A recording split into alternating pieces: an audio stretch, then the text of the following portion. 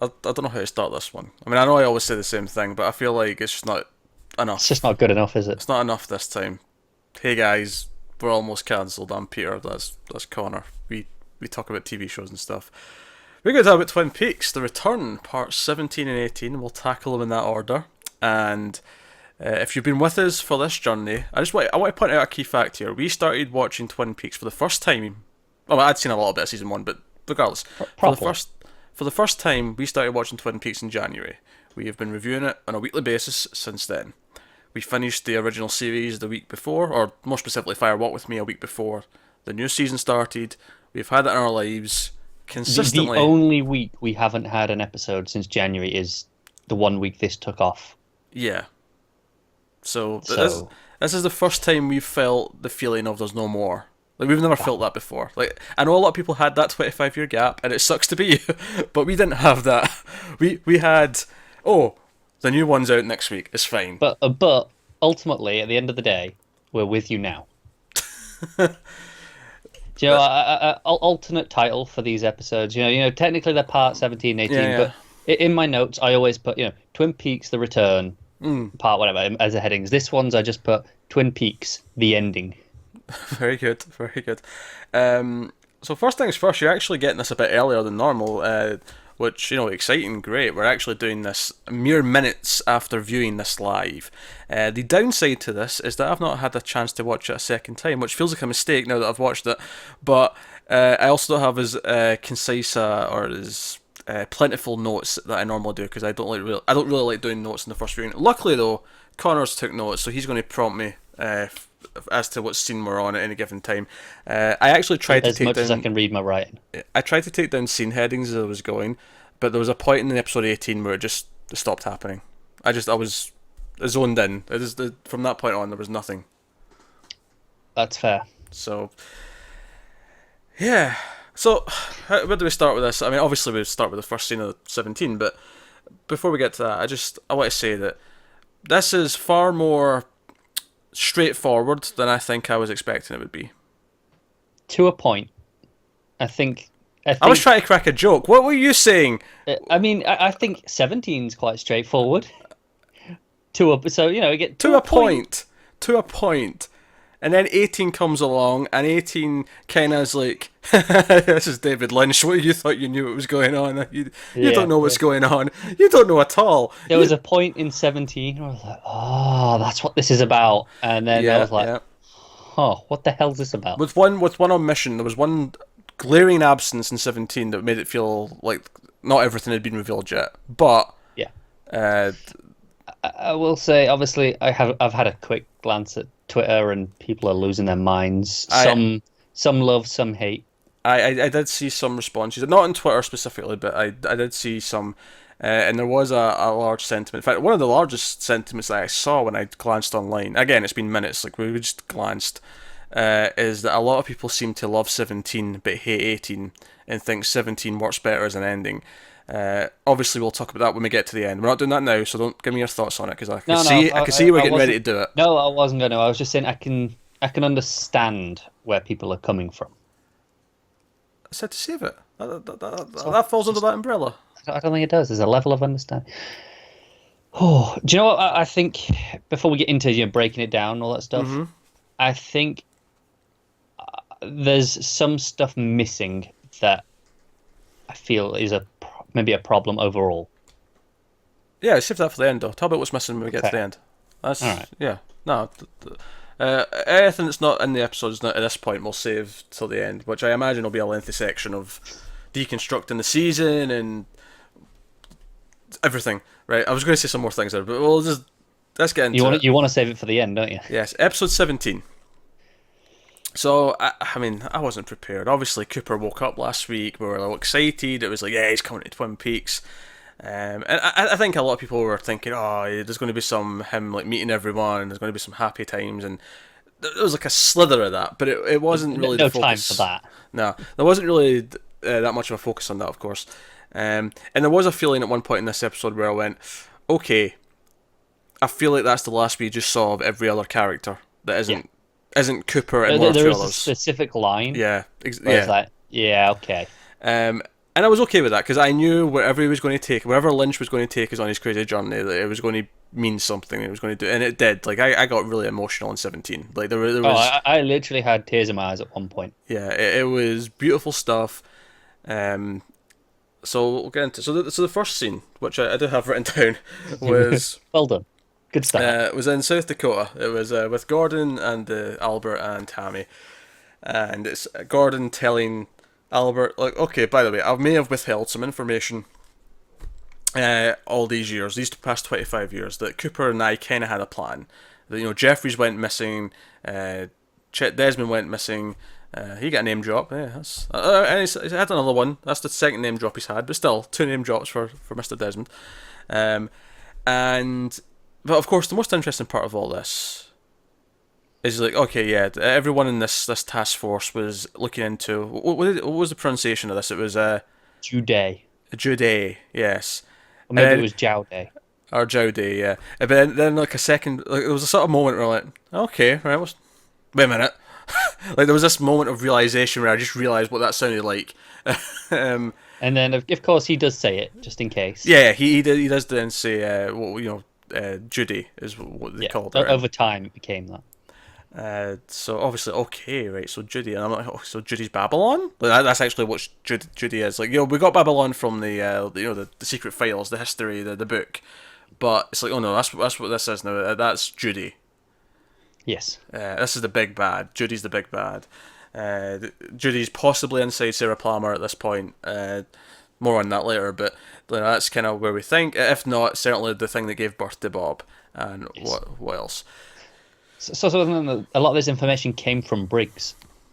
Yeah, that's true. So it's still a major factor here, even at the end. Yeah, his big face is a major factor here at the end. But obviously the fun stuff with this is they get a phone call from Vegas, from FBI. Unfortunately, there was no "damn it, Wilson" moments, but although there was a really funny moment where because they put Bushnell on the phone, and at the end of the scene, like FBI guy goes for his phone, and Bushnell kind of like pulls it away. He's like, "No, you're not get your phone back." I love just Bushnell's and Cole. Like they're like shouting at each other down the phone. Bushnell's like holding it away, just shouting. Yeah.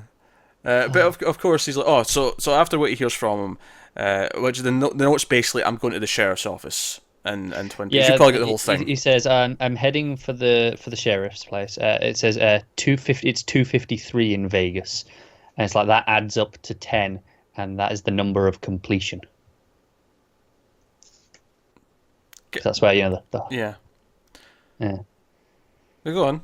Well, just say that's where that whole 253 has been coming up, and it's like okay, so that's the end game number. That's where it all comes together, so to speak. Yeah, and then they had a really fun scene where they just kind of, they're the same scene, but they just kind of sum up everything that's happened with Dougie in the past season. Where they pull up his files, like, okay, what's everything that's happened with this Dougie Jones character over the last season? It's like, oh, he almost got assassinated, and then he did this, he did that, he's got known crime boss associates, all this and all that. And then he brings up, oh, he stuck a fork in the electrical socket.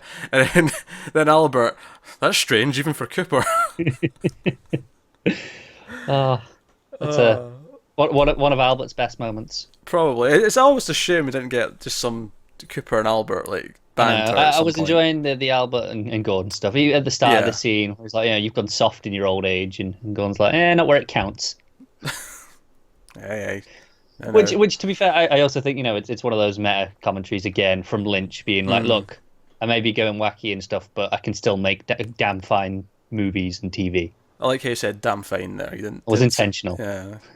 But then we cut to the black and white electrical power lines, and it's Cooper's on the road, or Doppelkoop, I should say, is on the road, and he's coming.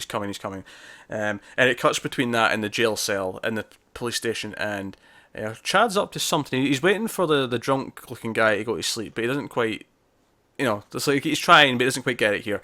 But the notable part is that Nado starts reacting. Nado starts, she can sense that someone's coming, that, Doppelkoop perhaps. I don't know if she knows specifically that's what it is, maybe, but she feels the presence, the evil's coming. Yeah, that's what I was getting at. There was also something interesting. I know I mentioned before the jail cell numbers.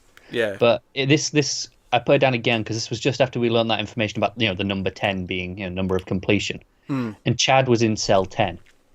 So the idea that, and then the drunk was in 5. It's like maybe like he's half a man, because he's not all there. Okay. Yeah, and obviously 8 comes up again later as well, which is the cell that Freddy's in. Yeah. So, but it cuts back to Doppelkoop. Doppelkoop is, again, power lines, those dark shots of the road, the headlights, very atmospheric, very sinister, brooding, that's had all season.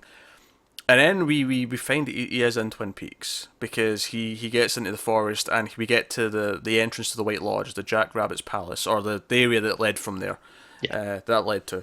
And you see the mist, the smoke, and it's kind of stuttery, and he goes in, and obviously, unlike the other characters we've seen go there, he's a bit more confident. He seems to kind of know. It doesn't seem to be an exact science, but he knows what he's there to do. He knows what to expect, roughly. Yeah.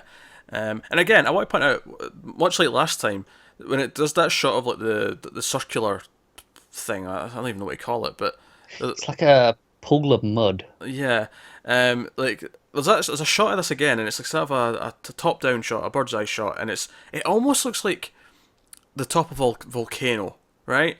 Is it almost as if in like a movie they're using a miniature for a volcano, and because of the way the camera moves, it feels like an aerial shot, but it's not, because when it cuts to the wide shot, you see how big it actually is, but it feels that big when the You're camera's right. It's like a volcano, movement. but instead of dipping in, it's been filled up. Yeah. It's like an active volcano that's maybe had lots of over the years stuff fall in it or whatever. I don't know. But it's got that. But yeah, bit of flickering, vortex in the sky, bamf, in the White Lodge. Well, kind of. We don't actually see him just appear there. We cut to the White Lodge. And we cut to that main hall of the White Lodge, and we see Big Briggs' face on the right hand side. Yes. But then the left hand side, there's this cage. There's this cage with a face in it. Now, admittedly, it turns out to be Doppelkoop, right? Yeah. It turns out to be Doppelkoop. There's a great moment to like halfway through this shot where it turns from a face into like a black spiky being. Yeah, it kind of the transition almost reminds me, the smoke when the black smoke when the doubles explode. A little bit. It was a very spiky thing it made though afterwards. It was like a hairy, spiky kind of look to it. And then it went down the sort of I'll call it the tuba bell. Yeah. I thought was really interesting that those gold pipes were gold. They were the only bit of color. Same as episode 8. Yeah, but again, it was just they're the only bit of color. Same as episode 8, but yeah. But when it was still the face, like I couldn't recognize it was Cooper. Like I didn't recognize it was Kyle MacLachlan because it was such. It was it was yeah. It was you didn't box, see much of the face, and there was all with the bars over it. And part of me was thinking, is that Chet Desmond? Because we know Jeffries is the big teapot. Right? Yeah. What a weird sentence to say, right? And there's Briggs. So we've got one, more Blue Rose person left unaccounted for. So I was thinking, is that Chet Desmond in a cage for some reason? But then, of course, it turned out to be Doppelkoop. So whatever. Doppelkoop didn't just go into the White Lodge. He went into a cage. And of course, the giant's floating in his spot, and he's like, he's looking at the Palmer house on the. I love the shot of the giant. It's like he's off angle, isn't he? Because it's like he's off with the room. Yeah, it's off angle. It's like he's out of sync with everything else. And also on top of that shot, the sort of the higher up shot looking down, and you can see the sort of door where the big tubes coming out of, right? The way it's framed.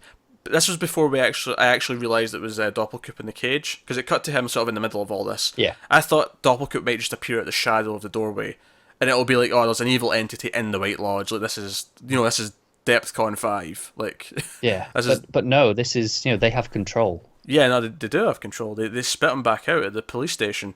But more on that in a second. But I just to stick on this for a second, him looking through the images on the screen, and he's on the Palmer house. That's where he's watching. He's very concerned about the Palmer house, and of course we know that Sarah Palmer's got something inside her that's to be concerned about. And then that's when he shifts it. He almost swipes. It's almost like an iPad. Like he just swipes the image across. He does, yeah. Yeah. Which takes us to the police station, which is where they spit out Doppelkoop. Yeah. There's just before we get to the police station, there is one scene, a very brief scene that was before this. It was the one at the Great Northern. Yeah, with you're Ben. You're right. Yeah, so Ben gets a phone call that Jerry's been found in an old town. Remind me of the town, because I didn't notice it down.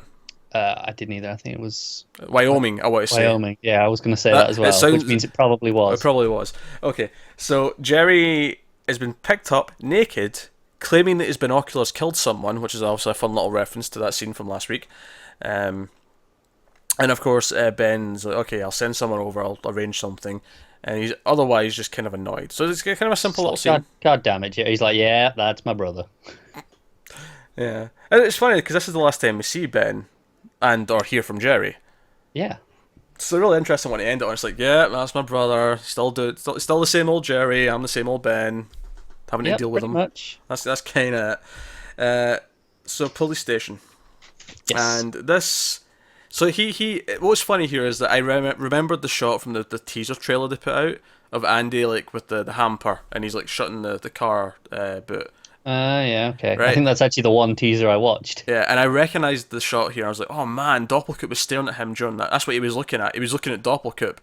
And I'm going to tell you right now, I don't think I've ever been so terrified for a character's well-being than I was during this scene for Andy. No, I know, you were like, how's he going to play this? Because you don't know which way he's going to go, do you? No, because Andy's being so nice. He's so excited to see him, and he's putting on the fake smile, Doppelkoop, and he's like, is he going to just kill him like a minute? Like I'm worried. Now, it wasn't the real Cooper, but I did get Lucy's reaction that I wanted, which was you did, yeah, the high pitched Cooper or Agent Cooper. Her way of doing it. Yeah. Which is good fun. It was nice to see that. Even though I was really tense during the entire scene, I was worried that every good character in the police station was going to die because Doppelkoop was. Yeah, we've seen how effective he can be. And of course, during this, it cuts back to the jail cell again, and this is going on, and Nado's still panicking. Yeah, more. when she's doing the stuff with her hands, and they say, "Oh, I think she's trying to tell us something." It almost looks like she's trying to type. The way she's moving her fingers, it looks like if you put a keyboard in front of her, it would just type whatever she's trying to say. Yeah, and of course, Freddy's got his green hand. Chad. This cuts between everything quite quickly, which is actually kind of strange for this season. Like, so much of this has been very focused, scene by scene. Like here's one scene, here's another. Yeah. Very rare we've done this. Yeah, whereas here it was like skipping between things. It was skipping between Doppelkoop coming in and being introduced to Frank, and Frank being like, "Oh, Agent Cooper, come and we'll talk." And yeah, I even noticed down how Doppelkoop was perfectly civil. He didn't flip out or anything. He was just waiting to judge it.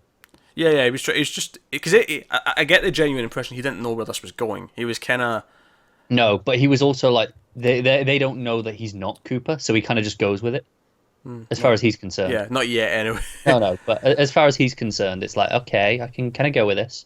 Yeah, so takes a bit of the sheriff's office, sits down, and of course, there's so much goes on here. So Andy remembers he has this little flash. Yes. There's this little flash of when he remembers they put Lucy in that moment in the hall. And he sort of remembers that, and he goes to tell something to Lucy, and Lucy gets really concerned. And obviously Lucy gets the phone call from the real Cooper. Which obviously she's like, wait, what? And you know what? I don't think back in episode, was it 4 I think? Episode 3 or 4. I don't think I ever expected such a great payoff to that cell phone joke. I didn't either. Like, that was so early and I completely disregarded it. So much so that it didn't even click until she actually said the line, "Oh, I totally get how cell phones work now." I was like, oh, that's amazing. I know. I did not see it coming. So yeah, Lucy shoots Doppelkoop, which, again, I was worried the entire time. Gets the phone from Cooper. And I thought it was interesting that when she put the call through to Sheriff, it wasn't line 1, it was line 2. Yeah, I wrote that down as well. Yeah, line 2. Very interesting. It's been line 1 all season. Do you know what I think was the biggest tell for them that it wasn't really Cooper? I mean, Andy comes in and offers him coffee, and he goes, "No, I'm good." It's like, I ain't Cooper. Yeah, something's not quite right. So Sheriff's on the phone with Cooper, and he does the same thing. "Oh, I'm not Frank. I'm not Harry. I'm Frank." This. It's actually. I mean, I get for people who are named Frank, it's probably really normal for them to say it. But when I'm quoting someone saying "I am Frank," to me that means I'm being. You're being frank. Yeah, I'm being frank. Yeah. Yeah. I'll be frank about this. So. To be fair, Frank is a pretty frank guy. He's not a. He is, isn't he? Yeah. It was intentional naming. Probably. But of course, like Doppelkoop kind of gets what the phone call probably is. Yeah, especially with the way Frank's looking over at him, going, "Okay, so this isn't you." And he reaches for his gun. Frank reaches for his gun, But of course, Doppelkoop's quicker, and we hear the gunshot, and we see the sheriff's hat. His hat kind of like Yeah. bobbles forward as if, oh no, he just shot him in the head. Like, what's And happened? then you're like, where's the hole? And then the hero shot of revealing Lucy with a magnum in her hands, which the thought of Lucy being the one who takes down Bob to a point. I mean, she's not the final victor, but she's the one that takes down Doppelkoop, though. And again, this reminds me of going back to the original show, Andy being the one to take the shot at the time. Yeah. And of course, presumably he made sure she was in the right place because he went and did the, Yeah. the whole thing that he envisioned, that he saw in the White Lodge. As he runs past her and she's getting up, she's like, "Yep, very important. That's it, very important. Yeah. Do that." Yeah. So as much because I remember questioning actually when they spat him out at the police station. I'm like, why did they put him here? This is dangerous. What are you doing? Yeah. What are they playing at? But of course, the fireman. I still call him the giant usually, but the fireman. I do as well. Of course knows that Cooper's on the way. He knows that he's set things up here. That Lucy's going to be there to intervene. That all these things are in place. That Freddy's there. He's in place to deal with things. Because of course, as this is going on, Chad is got a key out of his shoe. The conniving little. Oh, he knew he was going down at some point. I don't say schmuck enough. I say schmuck more. It's a good word. That's a good word. So yeah, so he pulls out the gun, and again, Andy's in trouble. Andy's at gunpoint. But of course, as he's coming forward as Chad's coming forward with the gun that he's just got out of the locker, you just see the green hand coming up behind the bars, and like, oh no, Chad, you're in for it. And sure enough, he punches out the entire cell, and it just falls on him, and that's him out. My notes for this is fist, door, Chad. Yeah, and Andy knew there's like, okay, everyone has to come upstairs with me now. Like, he takes everyone. He knows they all have to be there for what's about to happen. So they're in the room just after the shooting happens. Cooper shows up. He speeds in. This is after Cooper told him, don't touch the body, just leave it. Yeah, he says on the phone, don't touch the body, just leave it. Bobby runs in later. Cooper's there first, but and before Cooper shows up is the men show up. The men. Oh yeah, the woodsman. Yeah. I was like, who the hell are you talking about? Who else? The woodsman. And of course we have that creepy slow music, which by the way I read online. I don't know if this is true. I haven't looked to corroborate this, but apparently that slow music that played here and then back in episode 8 is actually Moonlight Sonata, but slowed down and pitched down. And I was listening for it. Again. Yeah, but I think it's so slow and so pitched down that I don't think you can quite catch it. But it's interesting.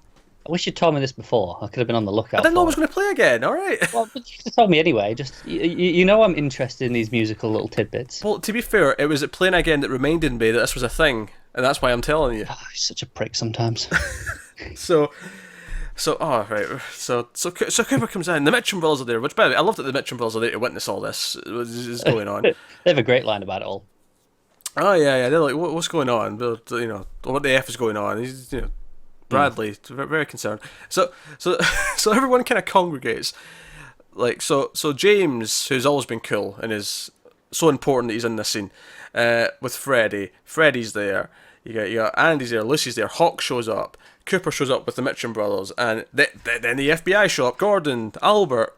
Right on cue. Forgive me if I'm forgetting the order of all these people entering, but there's so many people. I'm pretty sure Bobby's last. Or is Bobby just before Gordon? I think Bobby's just before Gordon, but like so many people enter this scene because by the time we get to the end of the scene, there's like an entire crowd. There's even a joke where Candy's like, "Oh, it's a good thing we made so many sandwiches."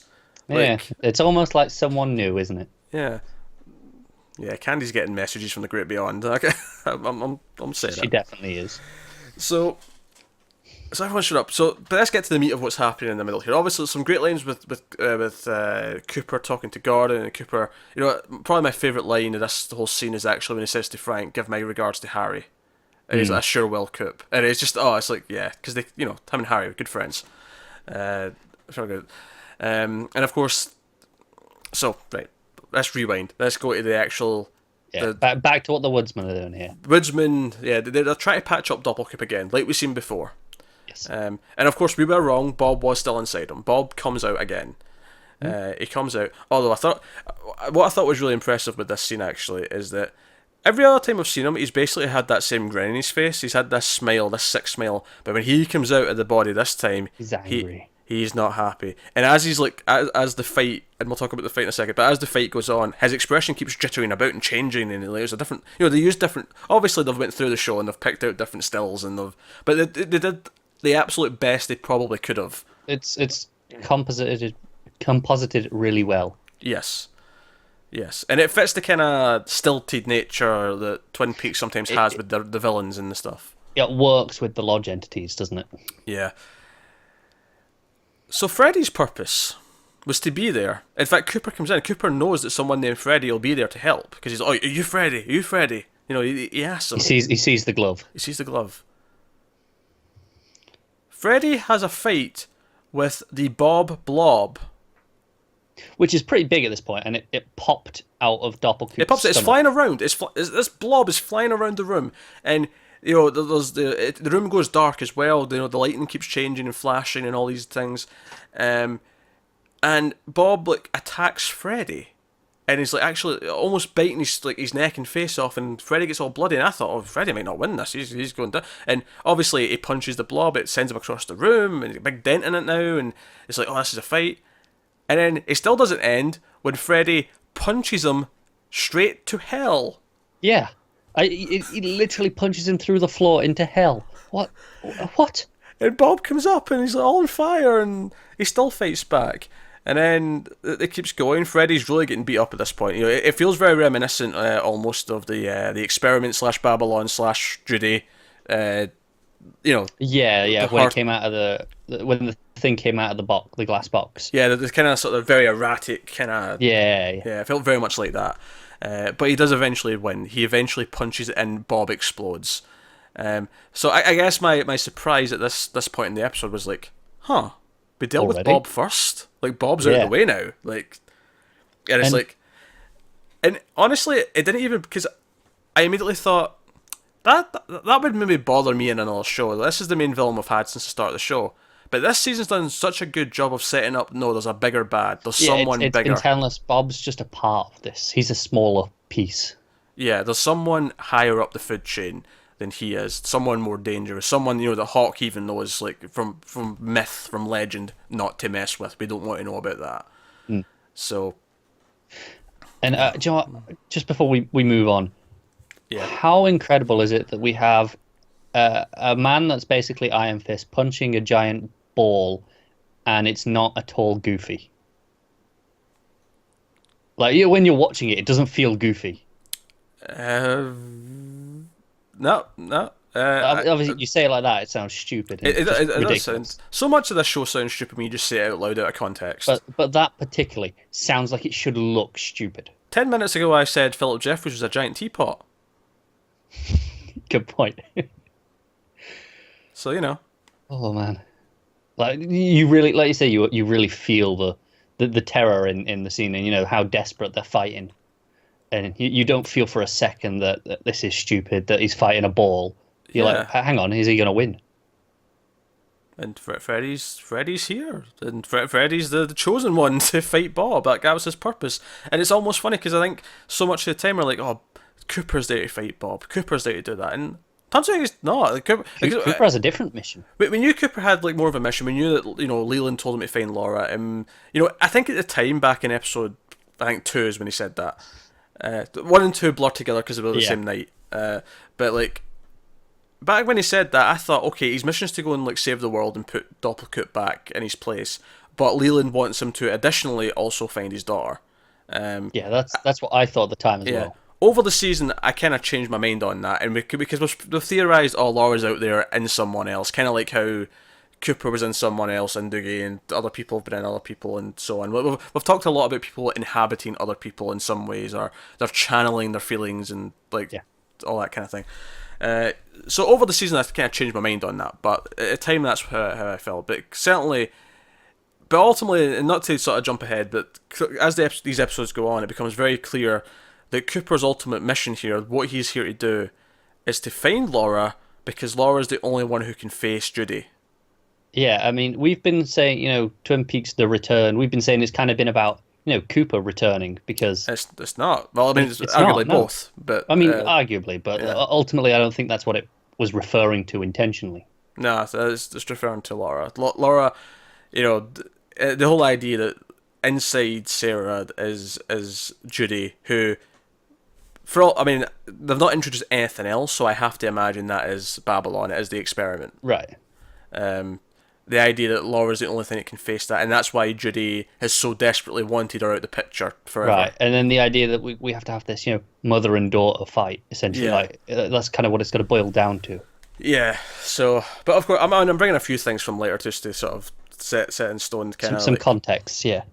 So Cooper. So before we even get to Cooper leaving, we have to get to Nado's. Yeah, obviously before this, he puts the ring on Doc. Of course, and we see the ring fall in the red room. One armed man's there, and and he asks for the key to the Great Northern. Yeah, from Frank. He's like, he says, Major Briggs said that Sheriff Truman would have the key. Yes. Interesting. Yes. Also, one of the lines from the Mitchum brothers that I can't remember which one. When the Doppelkoop body disappears, they just go, "Well, that's one for the grandkids." It's a story to tell your grandkids. So here we go. So we have, obviously, the last episode we kind of figured out, at least with a fair amount of certainty, that Nado was in fact Diane, right? Yes. Because of what she said. She's in the sheriff's station. She's not really her. And there's this moment here where Cooper looks over at Nado, and from this point on, actually, for the rest of the scene, there's a shot of like Cooper's face superimposed over the rest of the scene. For the majority of it, there's a specific point where it goes away, but I'll get to that when we get to it. And we were wrong a minute ago. This now is when Bobby and Gordon shows up. I just assumed, because again, it's kind of blurring in my mind with that whole scene before. But in my notes, I put this is where they showed up. So much happens here so quickly, but so did they come in before this change happens?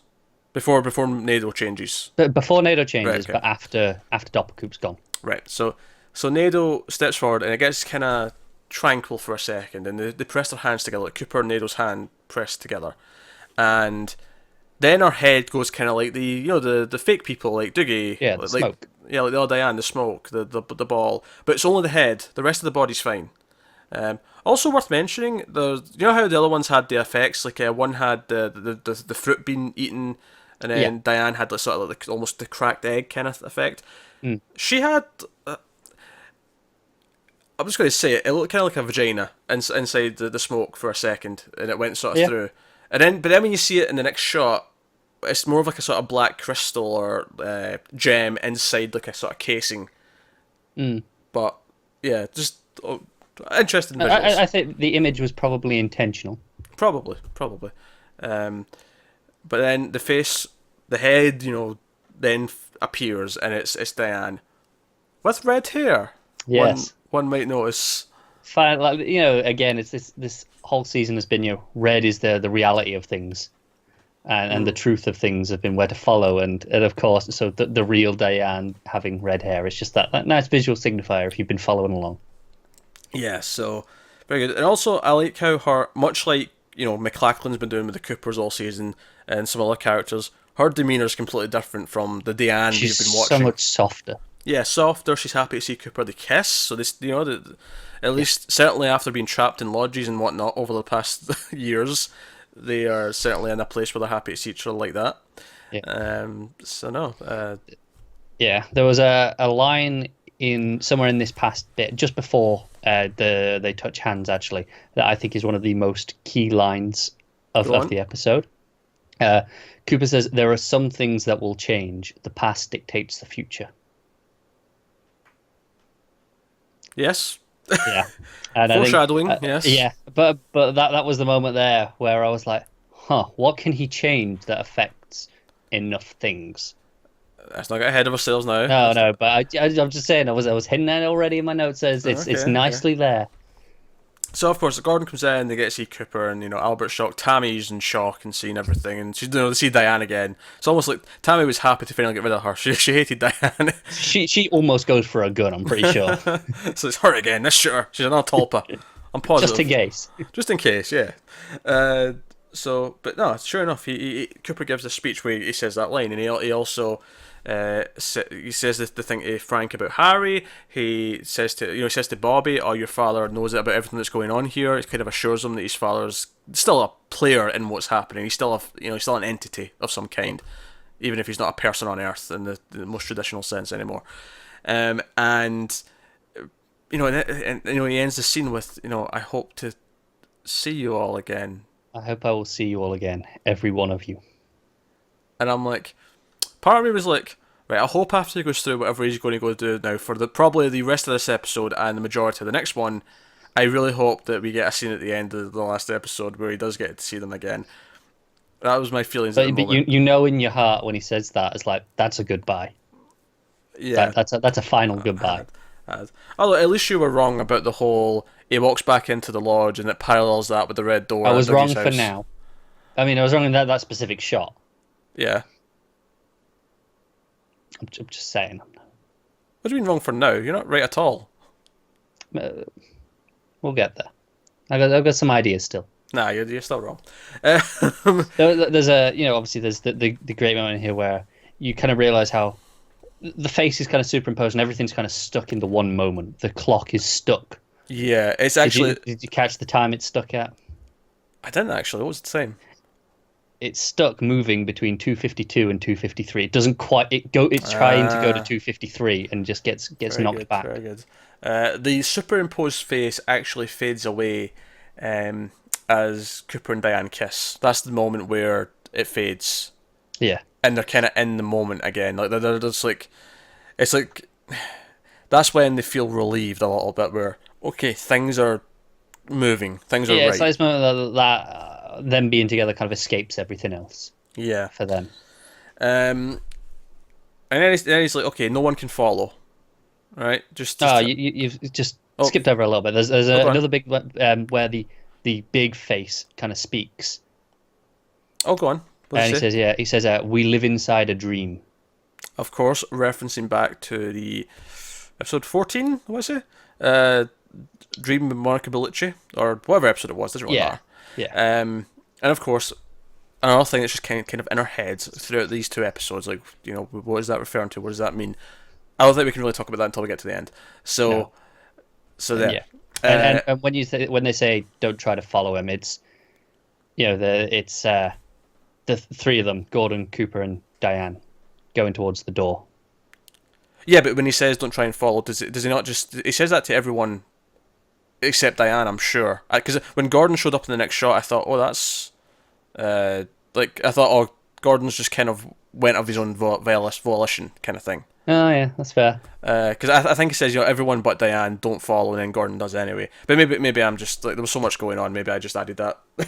into my head. I didn't write that down, but yeah, so maybe I missed something. There was a lot going on that I couldn't physically write down everything. So he leaves the rest of them there, and they're in the basement of the Great Northern, where the noise has been all season, and the door's there, and they're going through the door, or at least Cooper is, because he tells them to come along, but he doesn't take them with them to the journey. He just takes them to this entrance, and says, "Look, I'm going alone. No one else can follow beyond this point." And has a touching moment with Diane. And his final words to her there are, "I'll see you at the curtain call." Again, red curtains, velvet. Had this whole thing. But again, it's this ominous idea because the curtain call, in stage, is the ending when the curtain's down. It's quite ominous, isn't it? It's ominous but hopeful because the way Cooper says it. It's kind of like one way or another, this is going to be over. So I'll see you no matter what. Like, whether it's because everything works out and we're happy and alive, or whether it's because we fail and we die, one way or another, this is ending now. Yeah. That's kind of how I read that line. And then he goes in the door, and again, another shot from the teaser, the very first teaser. It's him just walking out of the darkness into like a medium shot. Yeah. That's that, and then of course the one-armed man comes in from the other side, and then that's just them, and that's when the one-armed man says the whole, starts with the electricity. Did you write it all down? I didn't write it all down because it was mostly just the rhyme, wasn't it? Yeah, it ends with "Fire Walk with Me." Yeah. And correct me if I'm wrong, but this was not in Lodge speak. This is the first time I think we've... No, you're correct. Yeah. It was regular speak. Interesting. But then, of course, he follows him. And then we go to a shot that we've seen earlier on this season. They're going through the forest, and they're superimposed over it. They're going down that hallway. They're going to the woodsman apartment, if we want to call it something. Yeah. You know, with the flowery wallpaper, and they go up the stairs. And it's very long, it's very slow, it's very brooding. Obviously, once they go up the stairs, there's a little bit after that was very interesting. That was different, wasn't it? Yeah, it sort of jumps, it gets very erratic, and it jumps to like a different angle of the stairs, and then someone stutters down the stairs, and it's not until they get to the bottom where you can really make out who it is. It's the jumping man with that long pointy nose. Very interesting stuff. Interesting. That did convince me, though, it's probably not him that's inside Sarah. I was like, after that, I was like, okay, right, it's probably... Yeah, because he's there. Yeah, so. it's Judy who's inside Sarah. So he's at the motel, right? The same motel we saw Doppelkoop go through. So we have context for this. We have an understanding. Well, I say understanding is maybe a strong word, but we know where he's going. We know where he is. And sure enough, he goes to that same room with the one-armed man. They go inside, and it's Philip Jeffries in his teapot kettle. Yes, I just called it a smoke machine. Smoke machine. There you go. Said he's happy to see him again. He gets a little bit confused about, talking about various things. And so remind me of some of the key points of dialogue here. Yeah, he says, asked him to be specific. He asked him about February 23rd. And when he asked him about February 23rd, he says, I'll try to find it. It's slippery in here. Yeah, of course... To me, that was like, okay, timey-wimey, this is he can access time. And because even the idea that in Fire Walk With Me, when he appeared, it seemed to be out of time. The way he asked, like, who is that standing right there, when he referred to Cooper. Like, he was checking which version of Cooper it was. So obviously, as soon as he said that, I was trying to find it, I'm like, is Cooper going to time travel? Are we getting proper timey-wimey? Is that where we're going here? And of course, he brings out at first it's a number 8. And it's like a little ball as well. But then the ball settles on the number 8, and it's like a symbol. Before it becomes the number 8, it kind of looks like before it becomes the 8, it's more of a diamond, and the two lines, like the symbol on the map. It's the symbol in the ring. Oh, the ring, yeah. It's the ring, and then and then it turns, and then it becomes a symbol on the map, and then it becomes the 8. Yeah, and of course, like you say, the idea of 8 is turn on its side. It's the infinity symbol. I'm pretty sure there's something there. Yeah, also infinity, but also loops back, which is why it's infinite. But like the whole idea of timelines crossing. Yeah, and it's this idea that he puts a dot, like a little ball, like you say, in the 8, and it moves and it stops, and he goes, this is where you'll find it. Yes. And it's like, okay, so is that? But it can't be a physical place because it's an 8. But could that be a point in time if time's a loop and it's infinite? Well, yeah, he just asked for a time, so it makes sense. Yeah, but it's like, but if he asked for a time, he said he already has the time, and he says this is where you'll find it. Yeah. So I mean, that doesn't line up straight away for me. Just saying, if he already has the time because he's asked for it, like he's given February 23rd. Yeah, but he says he has to. He's trying to find it. It's slippery in here. Oh yeah, I got you. So I'm thinking. I thought you meant Cooper. Sorry. Oh no, not him. But I'm thinking Jeffries. That's like him, like saying, okay, this is the point in the timeline where that is. That's where that date is. That's what I think he's saying. Putting the dot there. But I mean, I could be completely wrong. I don't know. It's crazy. Lots of stuff going on here. Lots of stuff. And of course, this is where we then go to. One more thing before that. Oh, sorry. Go on. One more thing before that. He says, "Remember, electricity." Yes. Philip Jeffries says to him, "It's but it proper slows down, and he's like really making a big deal. Remember this." Yeah. So then we cut to black and white footage of Fire Walk With Me. It's the scene where Laura leaves her house. Leland's watching from the window. He's upset, and that's when she gets on James's bike, and James and her ride out into the forest. And of course, I'm like, at this point, I'm just like, okay, they're showing us this for a reason, right? There's something happening here, and I'm like, okay, but to what extent, right? Is Cooper just going to be watching this to see things that he never saw before? Like, is there going to be a clue in here that maybe he's going to be able to interpret because he has more knowledge than us, or maybe because for whatever reason, right? Or just the fact that we have more knowledge now than we did when we saw Sure, that as sure, well. yeah, sure. But they get in and they have the conversation, and she's talking about how she loves him, and there's it's that whole scene, and she ends up breaking down. But then, of course, so Cooper flickers in. He flickers in over by a tree, right? Yes. He flickers in and he's watching. So I'm like, okay, right, he's watching. He's seeing something. Maybe he's getting information here or something. And then something perfect happened, which that Madman Lynch, like, even if it wasn't planned for like a third season down the line, maybe it was planned for, because it was meant to do the movie trilogy. That's, Firewalk with Movies might be the first of a couple of movies. Like, whatever the reason, she sees Cooper and screams, and that's in the original. I remember it. Once it happened, I remembered it happening and being like, why is she screaming? What's she looking at? She sees Cooper in the forest. Yeah, I'm like, oh man, what that was what this was. There's so many moments that I've gone, that's what that was the whole time. Yeah, it's fantastic stuff, and then the scene plays out, but it keeps playing. I'm like, okay, this is going a bit long now. Do you know the line of dialogue in here that really stuck out to me this time around? After this season. Oh yeah. Is when Laura says to James, she says, "Your Laura disappeared." And I was like, is she? I was like, was this Laura Tulpa the whole time? But Tulpa bodies disappear. Yeah. Now, see, I wouldn't take that literally, but I think just a thematic level, that line works really well after this season. I don't think she's literally saying that before. No, but just for a moment, I was considering it. I was like, maybe. But no, she gets back on the bike, and they have their whole thing where she fights him, then they kind of have an emotional moment, and then she like jumps off the bike at the red light, and she runs off into the woods. And obviously, it went on for a while, to the point where we had like a couple of solid minutes of just this footage from the movie, and I'm like, all right, so something else is going to happen, but like we're building to it, but where is it going to come in? And she gets in the forest, and we even cut to a shot of Leo and Renault and Renette Pulaski waiting for her, like we saw in the movie. And we cut back again to the forest, and she's there. And Cooper's standing there. And of course, the Laura Palmer theme kicks in at this point, might I add. Oh, yeah. And it heightens it. The moment where it hits the really nice, the beautiful piano. part where the piano comes in. Such a perfect line where that lands. Right. And do you know what it is? Now, obviously, there's some visual effects going on here, right? And this is... Right, impressive stuff, and obviously this is where a good bit of the budget went to pull this off. Because it looks flawless. But there was a moment, the longer it went on, the more I was just, okay, right, this is just like a new visual effect. But there was the first little chunk of it when she was just staring at him, right, that I thought, was part of this filmed back when they'd done the movie? Yeah, like, was this just unused footage? Yeah, like...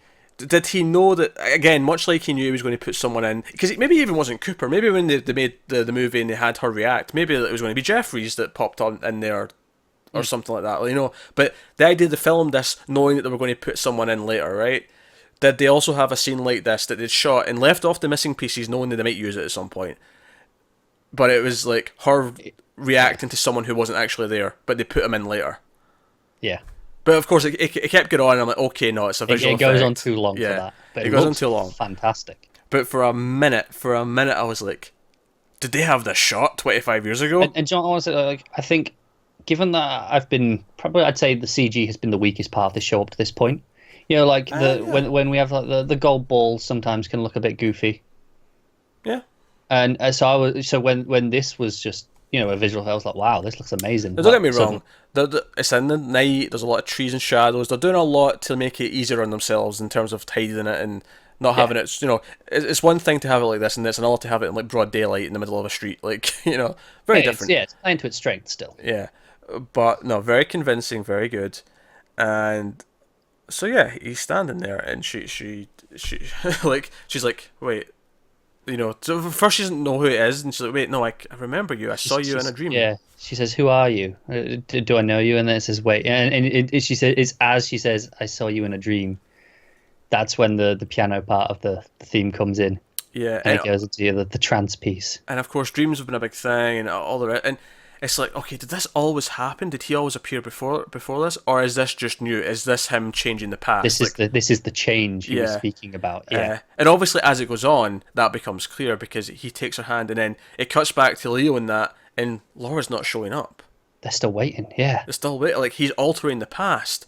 And again, because the actual scene, the moment that gets replayed later, but the whole is it future or is it past, that popped into my head as this was playing out, and he's taken her. He's got her by the hand. And by the way, now it's funny I'm going to say this because there was a moment in the next episode that I had gave me the same feeling. This was very Mulholland Drive. I don't know if you were getting these vibes as well. Oh yeah. Yeah. The scene towards the end of Mulholland Drive, and I won't. No spoilers if you've not seen the movie. But there's a scene where one character was leading another one up a hill in the forest, and it felt the same way with the hands holding. Right, and especially in the next episode, there's a very specific point where I was like, Yeah. "Hang on, is he pulling a Mulholland Drive again?" I said the exact same thing. I said Like, the I was exact like, same is thing. that what this is? And then, so he's taking us through the woods, and we can tell where they're going. It's heading towards the entrance to the White Lodge. That's where it's going. So, he's going to take her to the White Lodge where it's safe, where she, And then he said that he was going to take her home, and it's like, is her home meant to be the lodge? Yeah, well, we saw she was born there, for lack Right, of a exactly. better term. And so she's leading her. And all this is so haunting. And there's this thing where he keeps looking back at her to the point where I got worried. Like, I got kind of worried that every time she went out of frame, and then sure enough, she's out of frame at one point, and he looks back and she's not there, and his hand's empty, and he pulls his hand in. The way it cuts to it as well, it's silence, and then you hear a noise. And then he looks back, and she's It's gone. a new noise as well. I don't think we've heard this It's noise like before. it's like a clicking sort of noise. I'll get to it in a minute as well in the second episode, where it comes up again. But it almost reminds me a little bit of the noise that the Velociraptors make in Jurassic Park. I know that sounds weird, but kind of kind of like a cat purring, but more of a sinister. Do you know what the closest thing this, because it comes up again later, which is why I thought of it. You know when he said, where the tree says, "I am the arm," and this is the noise I make. Okay. It's kind of like that if it was made, an actual noise, not someone doing an imitation of it. Yeah. Okay. So, but you hear her scream as well, which is worth. Yeah, and mentioning. also we've cut over a little bit of where we cut to the past. With we see Josie. Oh, of course, yeah, that's happened. Because I'm thinking this happens after all this. You're right, hon. No, that happens before. But we start the walk first, though. The walk starts. We start the walk, yeah, and it cuts in. And then it cuts to Josie, which, by the way, I was like, Josie? I did the same. I was like, what the hell? And then it cut to Pete and Catherine, and I'm like, what's that? And I'm like, this is episode 1. And then you're just like, where this is going? Yeah, I got exactly where it was going. The bodies, because actually before you even cut to her, you see the shot see the of body vanish. It flickers out, like we've seen things flicker out. That's the moment I teared up, where I was like, Cooper saved her. She doesn't doesn't die. That's it. That's exactly it. And Pete's coming out. He's walking down to the river, and they have that one new shot at the end where it's just obviously it's a body double from afar, but it's he's fishing. He's not noticed anything. He's just fishing because there's nothing to see. And that's it. You're like, Twin Peaks has changed. It's all different. He's trying to save her, and so and honestly, I think from the moment that she saw him in the forest, right? Not the first time. I mean, that was great, but like when she saw him before the music started playing. Yeah, when she started talking to him. Yeah, from that moment, my mouth was just open. I was just like, yeah, and it was that way through all this stuff, all this footage from the pilot. Until the end of the episode, my mouth was just open. I was just in awe the entire time. I literally was like, that was that same. I had tears in my eyes when I was realizing what was that he'd saved her. I was like, this is amazing. And I really never thought I'd say that Twin Peaks was going to Back to the Future Part 2 it. But it did. And the amazing thing is, though, is unlike Back to the Future, which I love Back to the Future Part 2. I'm not dissing on it. But there's something more impressive about doing it actually 25 years later. When the footage is that old, and you've made her look convincingly young enough in that one shot of, and obviously it's a visual effect and what the rest of it. I wouldn't surprise me. I don't know if the actress has a daughter, but it wouldn't surprise me if it was a daughter, then a bit of CG to make it match exactly of thing. Whatever they did, whatever visual trickery, it works. Because to the point, like you said, there was a moment where you thought it was just footage that they'd filmed and not used, and that's it. If it can convince you of that, even for a minute. And again, it was just the first minute. The longer it went on, the more I was kind of looking for the inaccuracies on it. Like I was looking for the not mistakes, but just the tells. And I think I did kind of feel some of them. I couldn't really pinpoint them. It was just kind of the way it was hiding. It was in and out of focus. So just all these little tricks so you don't have to do it too perfectly for too long. But the fact that it convinces you just for a minute is enough. Like that's a high bar already. and I was like, man, I was sitting and I was in awe of what was happening, and then it ends. And the thing is, like, if you took away that moment where she gets pulled away, if you take away that one moment at the end here, because there was one little thing we need to mention, but Yeah. if you take away that moment where she's pulled away and she screams, this actually could just be the ending of the show. This could be the ending, and it could be like happy because the one exception, of course, and we'll talk about this more at the end. Audrey's the one thing that would feel like it was missing in the whole thing. Yeah. But with the exception of that, it would feel like such a perfect ending to a lot of things if you wanted this kind of more hopeful, happy ending. Because the thing that happens before that actually happens, before she's pulled away, there's another little scene. Actually, it goes straight from the old footage, or well, technically it's the new shot, but it's it's the back in the past footage, right? Yeah. Of the body not being found. But And just before we actually go on to this final shot as well, something we missed is, after the body vanishes and you realise what's happened, it fades to colour. It stops being black and white, True, and you're then right, the colour yeah. comes in, and it's like, this is real now. It was almost like, well, it was black and white, it was in flux, and Yeah. that was when it was kind of like, this is getting set in stone because it's happened. And so it cuts to the Palmer house, and honestly, I didn't even know if it was present day at first, because I was like, oh wait, we've cut to the Palmer house, because I thought, it almost makes sense to cut to the Palmer house and see what happened on that day, and admittedly that's going to be hard, because you're going to have to make all two actors look much younger and so on. I was thinking even just seeing them now, but it'd be different because Laura wouldn't have died Yeah. necessarily.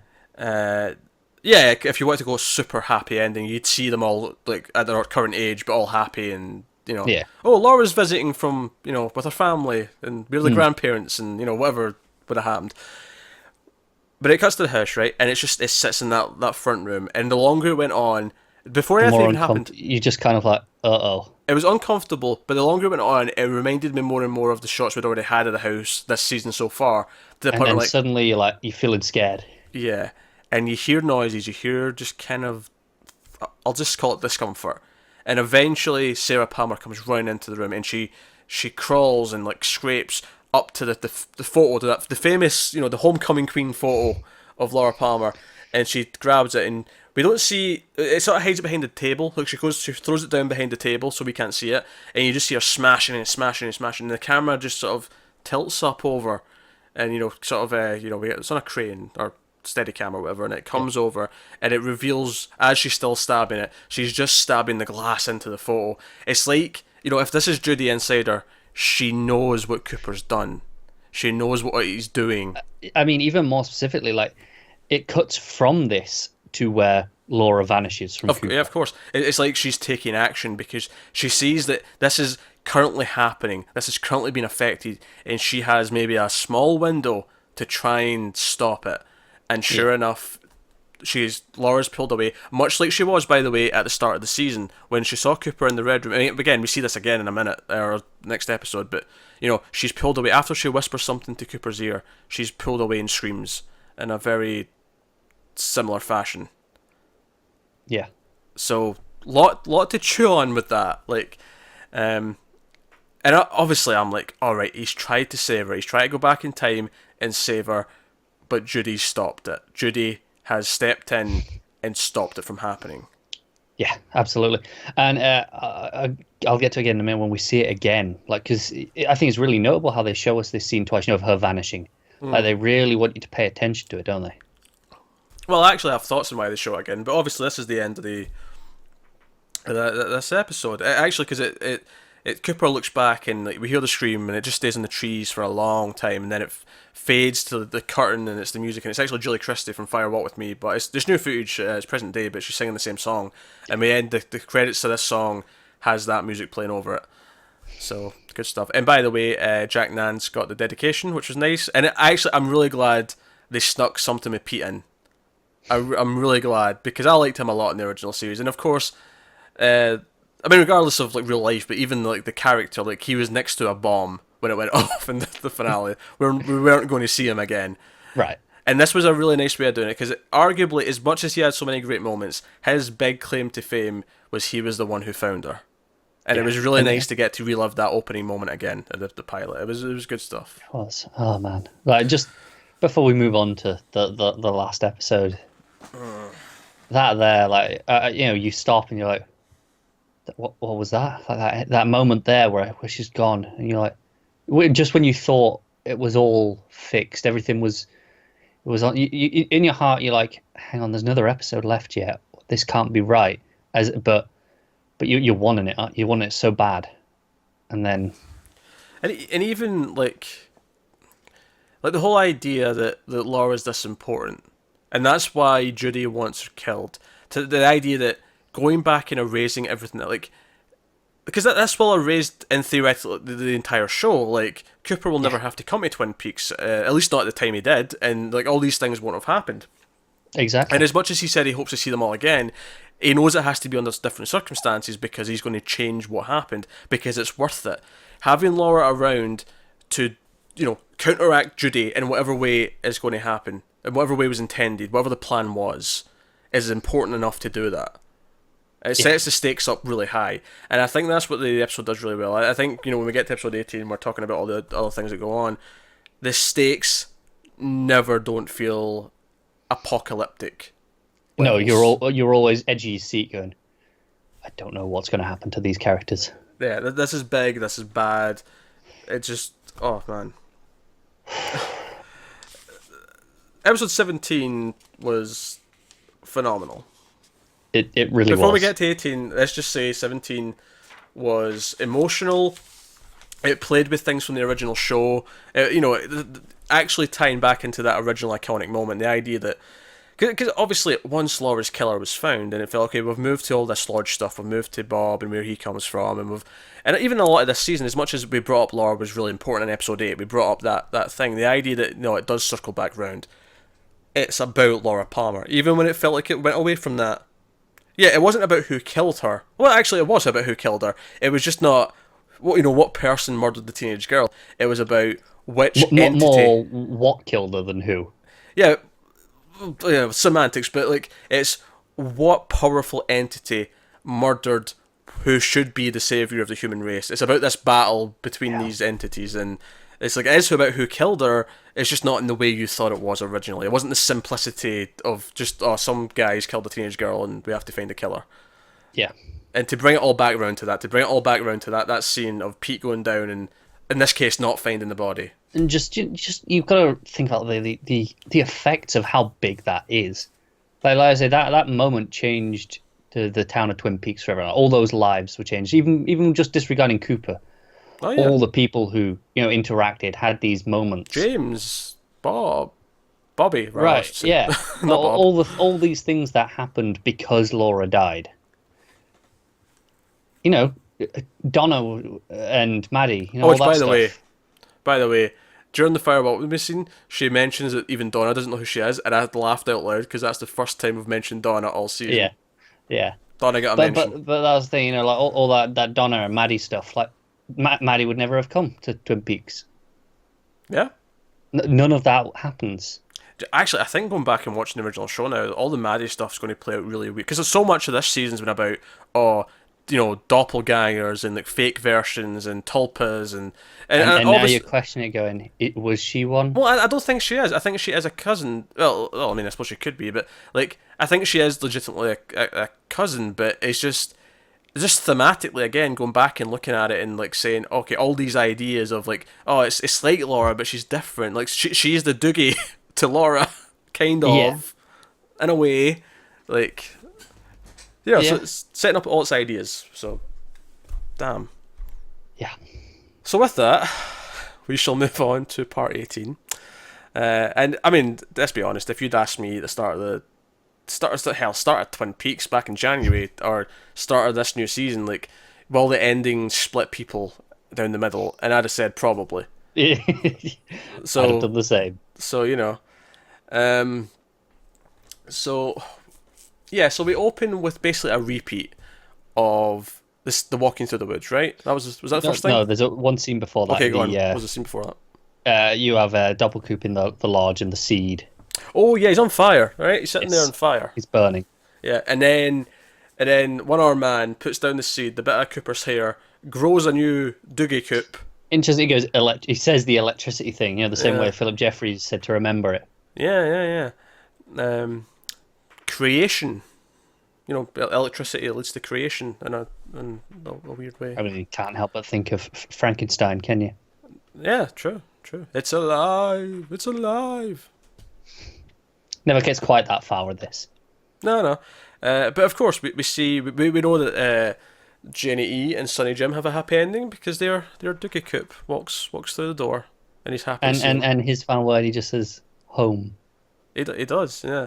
And it's kind of funny because it's like halfway between Cooper and Doogie speak, where he almost sounds not quite as brain dead, but there's a kind of a there's a spark. Yeah, it's very reminiscent of the way he spoke as that. So. It's a lovely bit of closure for that storyline. For that storyline, I specified that storyline very carefully. I actually wrote down Doogie 2. I wrote down Nice. Doogie 2 Electric Boogaloo, which I don't think's ever been people put on Electric Boogaloo because it's the joke sequel title that everyone likes to throw out, but I don't think it's ever been more accurate or more appropriate than this joke right here. So credit where credit is due to myself. Yes, I am that. My ego's I like that how much. you were barely writing any notes. You were just going scene headings, little bits, and then you still had to put a joke in there. I still had to put a joke in there. That said, my notes don't last for long after that. Okay. There's a point where there's just no return, where, no pun intended, where I was just, it was like, what's happening? I'm just You were just trying to comprehend instead of note down. So I've written down, the one thing I did write down after that though, is I wrote down Cooper on a loop.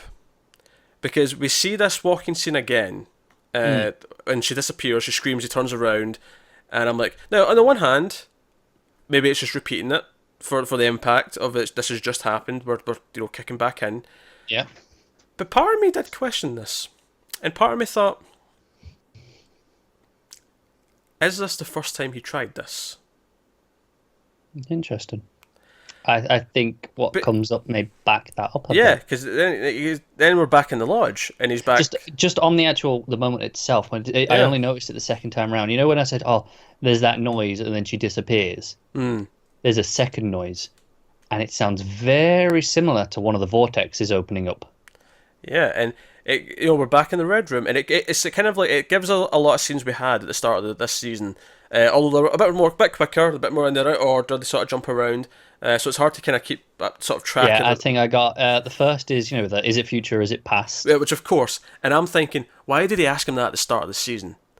Right? Yeah. Like, has he kept trying this and kept failing, and therefore he has to keep sort of realigning, is it future or is it past? Yeah. So I was thinking that, and the whole thing with the arm. And did you notice the dialogue that the arm said, which I thought was very interesting?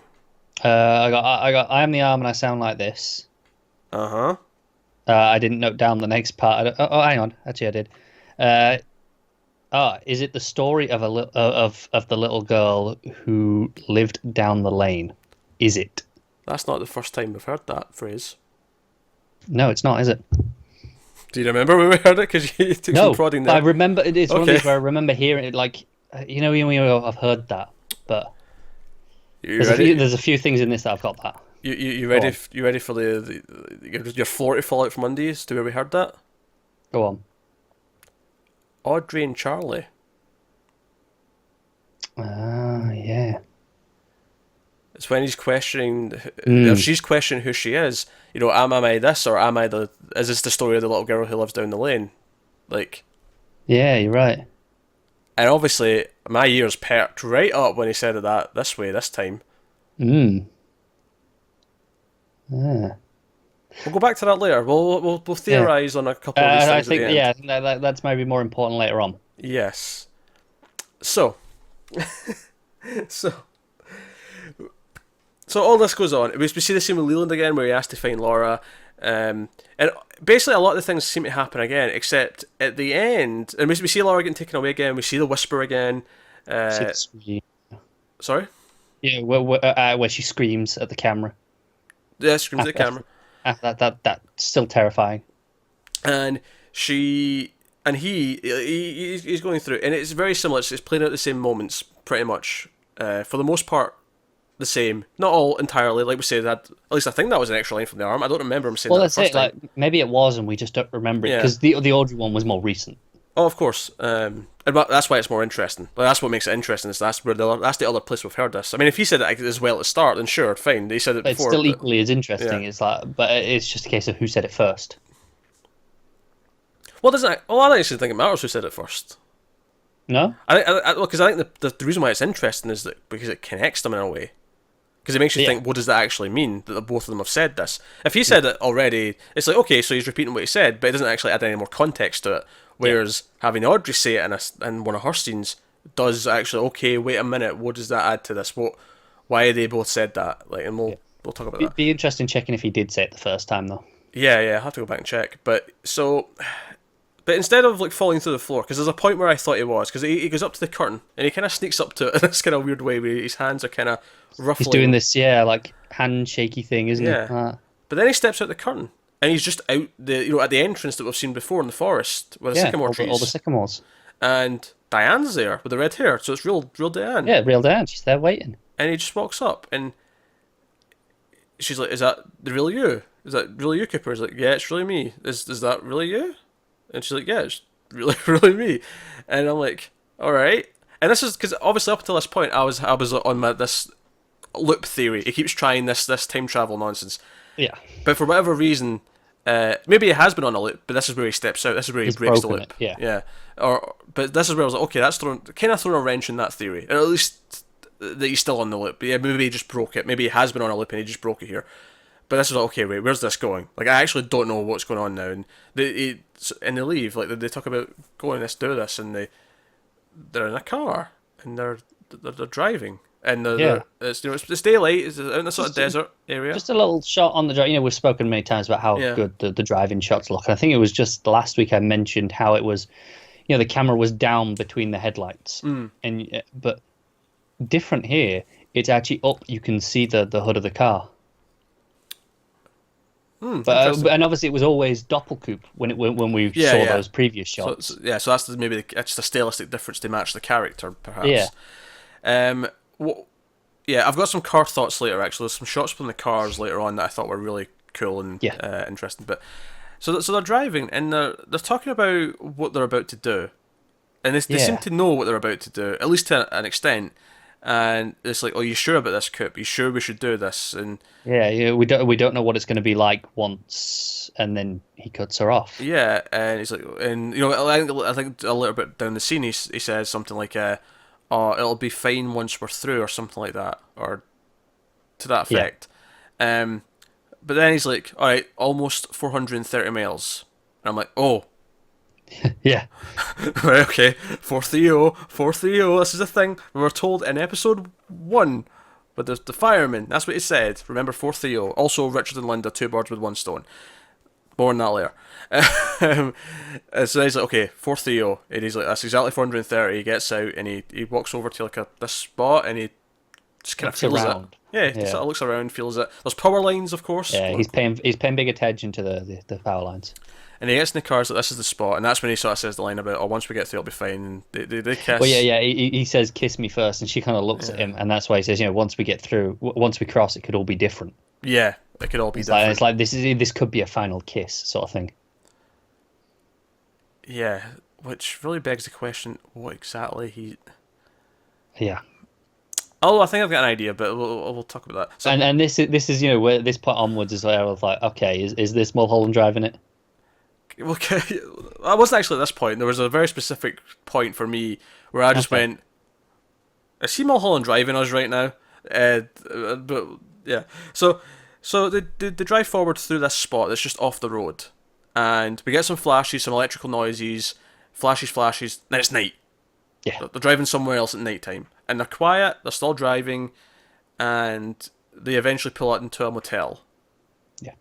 This is one of the first moments I wanted to talk about the camera work with the car when Cooper gets out and he goes to pay for the motel room or whatever, presumably. The camera follows him from the car, inside the car. But what I thought from the back seat. Yeah, that's what I was going to say. What's really noticeable to me is it's from behind Diane that it follows, and it feels like someone's in the back seat, almost like we're in the back seat. It feels like they're being watched, doesn't it? Yeah. But that's obviously not as weird as this scene gets, because as Cooper's inside the office talking to the motel manager, Diane looks over and behind one of the pillars for the front of the motel out steps Diane. Yeah. And then it cuts back to Diane in the car, and she's looking over at Diane. She's seen it. Yeah, who's looking back at Diane. Talk about infinity and looping. Diane's looking at Diane. We have Diane's upon Diane's. But again, it kind of Cooper breaks the loop when he comes out. That's it. The other Diane just isn't there. Yeah. I've got a theory as to what this is. I'll just wait until we get to like one more scene before I jump back to this because so he's got a room. They get in the room and they're like, okay, what now? And he's like, come over to me, and they start what is a very intense love scene. Like I mean, it starts off kind of soft, and I guess intense, and it goes on for a long time. Some really sort of lovey-dovey music kicks in. Although I actually meant to check this before we started this, and I'm annoyed that I didn't. The song that played during this scene, which sent my theories spinning out of control wildly, and you're probably thinking why did the song spin you out of control wildly? I'm convinced that this is not the first time Lynch has used this song, and I don't think it was in Twin Peaks. Oh really? I think this song was in Blue Velvet, and I just watched that recently. Okay. He's definitely used this song never before. seen that, I can't. Well, here's the other thing that's interesting about Blue Velvet, though. It stars Kelly MacLachlan and Laura Dern, and their love interests in that movie. Tell me they're not called Richard and Linda in that movie. They're not. Thank God. Trust me. Hey, if they were called Richard and Linda, you don't think the internet would have been blowing up about that? Like, since like that was mentioned. Probably, yeah.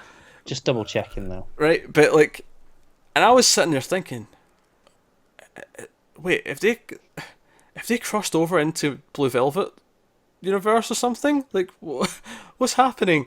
Like, and I thought this would just be the crazy thing that Lynch would do. He would tie it into one of his movies that, like, you know, previously was standalone. And to be fair, he hasn't. At least I don't think he has, right?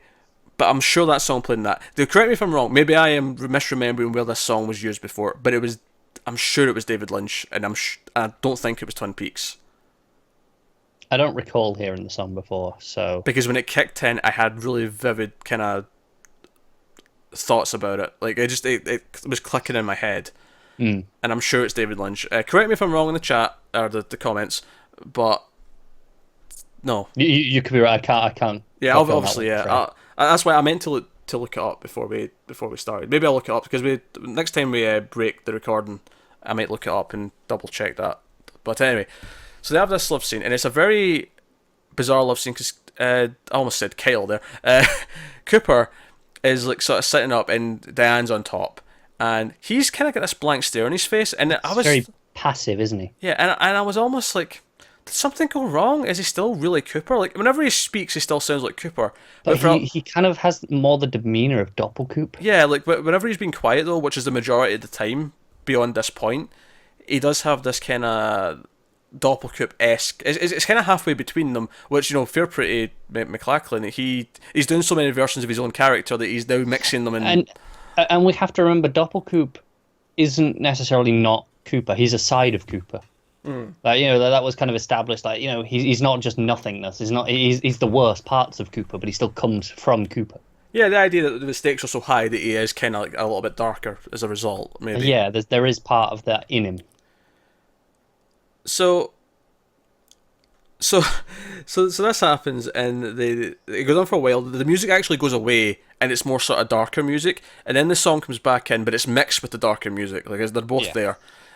Which maybe shows that they're conflicting feelings right now. There's both love, but there's also something else. Like, it's this mixing emotions, and you can see that in Diane's face. Like, Diane's face as she's, you know, riding him, for lack of a better word, or, you know, she's conflicted. She's in kind of like an emotional pain, I guess I would say. Yeah, and I mean, Diane's kind of really all we got to go off of that, because Cooper's just blank. Yeah, and obviously then we can't see his face. She covers it up. And the funny thing is at this point. Yeah, she starts doing this thing where she covers the face, and it was almost giving me like sort of almost like Pan's Labyrinth kind of. It made me think, was it, you know, the idea that, you know, we know Doppelkoop raped her. Was it the idea that she couldn't really look at the face? Yeah. That's what I was getting from it. She's just I don't look at it. I think that might be almost the most simple reading of this to a Yeah. point, is that she remembers that, and as much as she does love Cooper, she can't look at his face because of that incident, and it makes John, sense. it also reminded me of, obviously she was Nado, and Mm. obviously Nado was blind, and this very much reminded me of, how like a blind person would feel someone's face, Yeah, like the way she was, copping it, holding it, trying to like find out like, how his face felt. yeah. I don't know if I don't think I get how by it's like you're saying it looks kind of like that. I don't think Yeah, that's what she was doing. No, it felt almost she was no, covering his eyes more it than did, anything it did, else. but it popped into my head as a Because thought. if you remember when she talked about being raped by Doppelkoop, like they go, he looked evil, the evil smile, all that stuff. It looked like she. It's not so much that she didn't want to look at him. Almost, it was more like she didn't want to look at his eyes looking back at her. Yeah, It was the that she wanted to but cover it up. was especially after he was looking so blank and Yeah, un-Cooper like, yeah. really. Maybe it reminded her of him even more Yeah, so. So, so he wakes up the next morning alone. alone. And he's like, Diane, around. And he sits up, and there's a note on the bedstand. And he goes to read it, and I mean, I don't have the exact wording of the note, but it was, don't come looking for me. I've gone, and it's like, but then of course the interesting part. I'm leaving out the real. Yeah, yeah. I will say before you get the key line from the actual within Yeah, go the on. note itself for me was that it says, "Yeah, I don't recognize you anymore."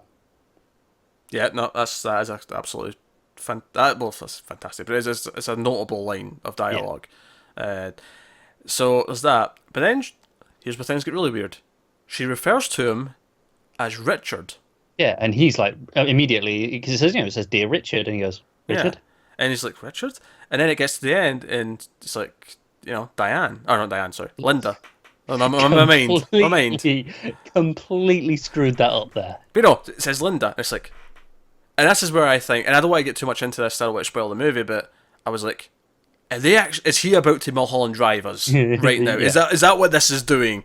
it really felt like it, didn't it? However, my reading this with a bit of thought, and not a lot because started recording We this, haven't had time to but put in the thought normally. my thought is that when he saved Laura, and the one time it was maybe successful, he saved Laura. It created an alternate timeline. It didn't just fix everything. It didn't erase everything. It created a divergent path. Okay. And when they went through 430, right, that spot in the map, which Yeah. I presume is 430 miles from Twin Peaks, but that's just a guess, right? They crossed over into the other side. They crossed over into the new timeline he made, right? And perhaps in this timeline, or in this universe, they are Richard and Linda. And Why? well, I don't have a why. I don't expect Well, everything no, from no. me. Just to the point where where after he changed the events that he changed, he would still he would still have been Cooper up to that You're point. right. I don't have an answer for that, but just stick with me here, right? Okay. So, Diane sees herself the night before. Yes. She sees herself outside the motel, and to me, or at least how I'm reading it based on what happens next, because it's almost like she says she doesn't recognize him anymore, but it's almost like she doesn't recognize herself anymore. And I think her seeing herself outside, it's almost like it's like the new world's overriding who she previously was, or she's like seeing that she, like in this world, this is not who she is. And if anything, she has experience with this. We've already seen fake Diane realize she's not who she is. Yeah. And it's like her looking at herself. It's this like almost literal self-reflection. This self looking at herself in the mirror, literally in this case, and seeing that no, I'm not really this person anymore. Over here, I'm not her. Over here, I am Linda. Okay. That's how I as far as I've gotten with the reading it. Now, obviously, well, this is the thing though. It's not just that he saved Laura because she's not really Laura. To kind of skip ahead, so going with this theory, he's actually crossed over into another universe where either nothing's the same, right? Yeah. Like people are kind of there. Like there's versions of them. Like he'd be Richard, and there's a Linda, and whoever else is whoever they are. We'll get to that. But I'm trying to align with this stuff. Yeah. And that's kind of like at least so far with that scene at this point. Maybe with some more talking, we'll reach another conclusion. Do you know, as just when we get into this, when Cooper leaves, was it a different building? or was it just the lighting looked different? The motel, like, I so never obviously we didn't see noticed. the same bit where it Yeah, was, the reception side. Maybe it was just from the other side. it may have been from a different side, or I think the car was maybe just across a different space. Maybe it looked like it again. Maybe because it just been it's daylight. It looks different, and we're seeing it from a different But angle. We're not seeing the same part of it. but then again, if I'm saying the car's on the wrong side, maybe it's just that we were seeing the reverse shot before of the other side. Yeah, yeah. That's what I thought. That's what I Yeah, mean. Like we look to the right, whereas here we're looking to the left of the room. But I not don't the know. room, the building, but yeah. Well, yeah, yeah. But I mean, is where he comes out of the room, it's not center, is it? It's more on the right of the frame. No, what I'm saying is those were actually like because the car's on a different side of the road and he walks over to it, right? Yes. So my Yeah. thinking is the room's actually like across the road behind the car. So we were looking this way the night before, and then Okay. then in the morning we're looking that way. Right. Okay. I'm just thinking because we see him get out of the car and go to the room. Like we see that we see them walk to the room, don't we? Do we? I can't remember if we do. I thought we did. Now I'm questioning it. Now you've said that. My theory that we're looking in the opposite direction because the room is actually on the other side of the road only works if we didn't see them walk to the door on the same side, which they might have done. And like I say, one viewing, like there's only so much I can this is it. remember. I thought they did, but maybe I'm just filling in that. Yeah, yeah, it may have just cut away. They may have just like got out of the car and like, it cut to like inside the room and them opening the door. I Because don't know. the thing is, I remember when Diane gets out the car and they go up to the door. We're still in the back seat of the car. Because I Okay, remember fair enough. thinking we were still in Yeah. the back seat, and because I jotted down the room number just in case. Fair enough. Honestly, I didn't even think for a second that the building has changed. So this entire debate is purely based on the fact that you think it looks different. Yeah. So apologies for that. What might have been a very pointless discussion for the last minute, but so he gets up, he gets in the car, and he starts driving, seemingly not really knowing where he's going, right? And he drives past a diner. Yes, he's in Odessa. He's in Odessa, Texas, yeah. And he drives past a diner, and he looks up, and of course, what is the name of the diner? It's Judy's Diner. Judy's coffee shop. Judy's coffee shop, whatever. Judy was the important part of the title. It was, but I just thought, it was coffee as well. Oh, sure, So it's sure, bound to get his attention. So he sees that, and he pulls in. And he goes in, and there's a lot of open floor space, which is kind of weird for a restaurant like this. Because it feels like a sitting diner more than... It does. It feels like you're wasting your Yeah. space. It looks like it's almost like a dance floor sort of thing. Yeah. But he goes and sits down, there's some other people in here, and there's a waitress. And honestly, like, my mind was doing jumping jacks, because they were concealing the face of this waitress for a good couple of scenes, not scenes, but shots here. Yeah. Like, you kept hearing the voice, and you see the hand pour the coffee and whatnot, but it wasn't until she came up to Cooper that you actually see her face. And the whole time I'm like, Who is she? is it Annie? Is Annie? Is Annie in the diner? Oh, you were desperate for Annie stuff, weren't you? I wasn't desperate for Annie stuff. I was just, it's no different from me expecting, I don't know, Chet Desmond in the last episode.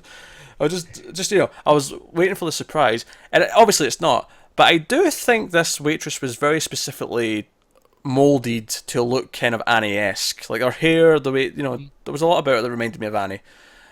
But she comes over, just, gets on the menu, whatnot. He asks if there's another waitress who works here, and she says, yeah, but she's off. She's been off for 3 days. Kind of like, oh, she's been off for 3 days. I've been covering her shifts, the bitch. Kind of that sentiment. And then he sees the waitress being kind of groped by these. They're credited as cowboys. Cowboy, yeah, they're all wearing cowboy hats. I mean, they're in Texas, I suppose, but and Cooper being Cooper, as much as he seems a little bit off, since they crossed over, he seemed a little bit off. Here he's sort of like, oh no, leave her alone because he's Cooper. Right, exactly. He can't stand by and let that happen. So obviously the big guys come over, is like, oh, who the F you talking to? What do you think you are? And it escalates, and like he actually tackles the guy's gun off of him, kicks him in the balls, then his friend goes to pull his own gun, so he shoots him in the foot. Yeah, this is where I was like, man, Cooper's really going overboard with these guys. When he got to the when he was shooting the guy. And it's almost like the stakes are so high that he can't waste time. I don't know, like this is kind of my explanation of it. Again, it's but when he stands up and he's walking around with his gun, he's not keeping it pointed at them specifically. He's holding it all around the room, and it kind of feels like the whole room's, he's in control of the whole room, not just them. I wonder if I read that as if like he knows he's crossed over into somewhere else, and he's not sure who a foe might be, and he's No, like, that's fair. But again, the way he was holding himself and walking reminded me of the Doppelkoop stuff. yeah, but he's not entirely Doppelkoop because He's not, no, because he did the right thing by stopping he them. intervened. It's almost like he's using the edge of Doppelkoop to achieve his own Yeah. goals here, which, again, interesting. It's a good performance that we can actually have three distinct things here. We can have Cooper, we can have Doppelkoop, and we can have this weird combination. Not to mention the Dougie Koop and everything else we've had. He has been, MVP of this season. So there's a fun little thing where he puts all their guns on the fat. And again, the little thing here that felt like Cooper to me was that he asked where where to hang the fries. He's like, oh, where do these hang? And then after he puts the guns in, the guy who's on the other side, he goes, look, I don't know how hot this oil is, but you might want to move out the way just in case these guns go off. Yeah. It's like he gives him the warning. The oil might set the bullets off, the gunpowder and whatnot. But he asked the other waitress for the address of the waitress who usually works here. And obviously at this point, we don't know who this is. We're like, who is this other waitress? What is going on? It's like, but he knows. He's clearly going for someone specific. Actually, I think I'm right. I'm thinking about it. I think he kept trying to change the past, but it didn't work. Right? Okay. So this was the new plan, was to cross over into a new timeline or a new reality and get a Laura from there. And that's why he gets this new set of instructions with the 430. I think that's where technically that takes place. Like, I think see this last time at the start of the episode where Laura disappears behind him, right? Mm. I think he goes into the Weight Lodge at that point because he realizes this is hopeless, and that's when we have that scene that took place at the start of the season with the fireman. And this is where the new plan is formed, where he's going to go somewhere else, and that's why he tells Richard and Linda, because that's kind of who you and Diane are going to end up either swapping with or who you're going to be. Yeah. No, I can see it. That works for me. Yeah. So There's the more I think about it, and the more I'm thinking about that scene with the giant, because we don't see that scene in this episode. We don't actually get it. I think that's a really notable omission because we see so much of the the snippets of what we've got in the Red Room with Cooper. Yeah, but nothing from that. But it comes in. All the information that was brought up by the giant does come into play, and he knows all this information, which is why I'm thinking it's at that moment, because he's right next to the entrance. Like, that's where he was about to go with her. Mm. And this is where he's like, he has this final, like, no, this isn't working. I think that's when he goes back into he goes into the Weight Lodge then, and that's when we have that black and white scene with the fireman that we had at the very start of the season. Okay. That's my thinking right now. I mean, people can debate. So anyway, he goes to the address. He pulls up to this house. He goes up. Slow, long walk. We're tracking all the way up the path. And of course, I want to point out at this point in the episode, I'm like, alright, this episode is like nothing we've had before. This is him going full David Lynch, where he's presenting these new ideas. And of course, it's going to have meaning to us based on all this other stuff we know. But it's like, no, we're in a different kind of game for this this last episode. Feels like Mulholland Drive. Kind of, yeah. Like, the last third of that movie. Yeah, it changes, yeah. It has that kind of feel to it. And sure enough, he knocks on the door. And Laura opens. Looking different, looking like we've never seen her before. Obviously, she's at her current age. She's whatever age she would be now. But her hair's a little bit different. She's wearing jeans, and she's kind of almost house mum kind of looking. Yeah, and she opens the door when he says it's the FBI, because she's like, who is it? And she's being careful and goes, oh, FBI. She opens it immediately and she says, did you find him? And obviously, do you know it's funny? Like, so much happened after this. I completely forgot she said that. She did, and I immediately wrote down, was she talking about Billy? Was there some universe alternate timeline bleeding stuff going on? Yeah. Billy's a good idea, actually. Is she talking about Billy? More on that later, because that lines up with some other thoughts I've got. Yeah. But he's like, and he sort of asks questions. He's like, so you're not Laura Palmer? And I think she says her name's Carrie Page, because at first I thought she said Karen Page, and I thought, what, are you just taking the character from Daredevil? I thought she said Kerry. Right, okay. I think, but yeah, it was Carrie. So Carrie Page, it's like, oh, so you're not Laura? You don't know anyone named Laura? And then he's like, just kind of like, look, I know this makes no sense, but you are Laura Palmer. I need to take you to someone in Twin Peaks, Washington, and you have to speak to. And do you know what was interesting? Well, the stuff that started to convince her he was serious is you said your father was called Leland and your mother was Sarah. No, mother is Sarah. Mother is Sarah. Sorry, It was past tense for Leland, present right. tense for Sarah. You're right, but I thought it was interesting that they've still got their names. Well, no, that's the thing. Cooper, he's referring to his own world. Well, no, that's true. Yeah. But she that's when she stops. She pauses and kind of has that moment where it's like she remembers something. It's like it just triggers like a little reaction. Yeah. But this is the thing, because this was the point where I was starting to doubt myself about or they've crossed over. Because he says let's go to Twin Peaks, and I went, oh, so it is still our world. Because I thought he'd went somewhere completely, But then he's like, oh, let's go to Twin Peaks. You need to go. And I was like, oh man, he needs to take her to see, Sarah. Like she has to confront Sarah. Maybe Sarah seeing Laura alive will force out Judy and send Judy back into the, the lodge world or wherever she came from. Like the love, the emotion of seeing the daughter that she mourned over is what's going to send Judy the monster back. Like I like that idea. That's where it immediately came into me. And I'm like, oh, so maybe we are still in our world because he's taken it. Obviously, we'll get to where we go, but. That's what I was thinking, when they whisked Laura away, was this where she ended up? Did they, wipe her mind, give her these other... Because we've seen they can do that with, what they did for, Dougie. So did they, wipe her mind and give her this other life? Yeah, it's almost like she's now the Dougie and he needs to... Or, when Cooper was, brain dead and they were trying to wake him up and we kept saying, oh, wake him up. That's what he's trying to do for her. That's what it kind of felt like. That's what I was thinking. She's not as zombified, obviously, as he was, but that kind of idea... And so she's like, well, honestly, traveling with an FBI agent right now might actually help me out. So yeah, sure. And she just kind of like, yeah, let's do that. And she's like, I'll go and get some things. And he comes in, and then that's when Cooper notices there's a dead guy sitting in a chair, and there's like an assault rifle, like on the floor, and White Horse statue on the fireplace. Yep. Was most interesting to me. Yeah, it's almost like the White Horse has something specifically to do with Laura in a way. It is, isn't it? Which makes me think about episode 8 a little bit. Oh. Well, remember we heard the White Horse at the end of the episode, yeah. Right? And again, I know the age that we've in canon, the age for Sarah Palmer doesn't quite add up to be the girl, but I feel like at this point she kind of has to be. Look, all I'm gonna say is, if we're hearing it as Judy and Zhao Day, but before that we were referring to it as Babylon from that.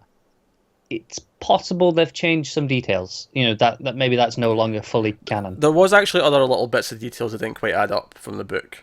Right, so maybe that's no longer fully canon. Like it was at the time, but actually, some people are given the ending of this are speculating that it is canon in one way, just not. Okay, that's things fair. Change, I guess. We'll give it what we've seen. Things do change. But no, we heard that horse, and I'm just thinking. I mean, then the first time we seen the horse in the main show, it was when Maddie was about to be killed, and it was the horse appeared in front of Sarah. And I'm just wondering, like, is the horse like the spirit animal of like Laura to like warn them that something bad's happening? Is that why we hear the horse at the end of episode 8? Because Judy has just infected Sarah. Yeah. I don't know. Because, but yeah, so again, there's stuff to piece on, and I'm thinking, is someone in here Billy? Is this Billy asshole? But she comes out and she's like, "Oh, have you got a coat?" And I love how Cooper like is concerned about what's happening, but he's like, "Oh no, this is more important. I need to get her." Not now. And she's like, "Oh, I need a coat," and she's being very friendly and in a kind of different way to again. She gets to play a different version of her character that's completely different, has her own mannerisms and all these different things. She's played a few now, hasn't she? Yeah, slightly different accent, of course. Yeah, she got to do it before anyone else did. She got to play Maddie, but yeah. So she goes with them and they get in the car, and of course I don't know if this means anything, but she says, "Oh, I don't have any food here. Oh, I'll buy food on the way." And she's like, "Oh, great," and they go. I don't know if I'm reading into that too much. No. Maybe is it like I can. Like we make up the plan as we go along. Things aren't set in stone. It's just the phone's ringing, but they just ignore it. They don't even reference it. They just let it ring out. Yeah, you're right. And it makes you wonder: was that a warning? Like, yeah, was that someone trying to get a hold of them? Like, maybe someone who knew Cooper was there. Yeah, because obviously she's ignoring it, you think, in the scene because, oh, the trouble that's related to this murdered guy in her room, and she doesn't want to deal with it. That's why she's going with Cooper. But, yeah, like, is this someone from, like, is this the fireman trying to get in contact with Cooper to say, hey, things aren't right, it's not worked out? Yeah. So, in the car, and I want to say, we get a lot of driving scenes here. We do. And there's a little bit of dialogue, but not a whole lot. There's a lot of, again, headlights in the night road. Although it doesn't feel quite the same as it did with Doppelkoop. There's a slight difference to it. Again, something I found was interesting. You know how I mentioned earlier where when it was Cooper, you could see the hood, but when it was Doppelkoop, you couldn't. Here, it cuts between it. So sometimes you can, sometimes you can't. Interesting. Again, this idea that it's a bit of both. Yeah. What I will say about here is Lynch does, like, earlier on when Diane's seen herself outside the motel, pure atmosphere. Here, all this driving stuff, nothing but atmosphere. Like, there's a extended little moment where Laura thinks, and I'm saying Laura, but you know what I mean, Carrie, whatever. Yeah. She thinks they're being followed, and even Cooper's kind of looking every so often. Because he looks first, and that's what sets her off. And it's just these headlights. And obviously, if they're on a highway, like, the car will be going the same direction for a long time, possibly. It's not that weird. But they're paranoid. That's what it is, isn't it? Yeah. Like, they're concerned. Another shot I loved, there's just, they stop at a gas station, but interesting, I thought, you know, Judy's diner or coffee shop, but it is a diner. And then, you know, the convenience store. Like, these ideas, these similar things that we've had big themes throughout all the show. But that one shot of that gas store, though, I loved. It was just this big wide shot, and it sits across the road from it.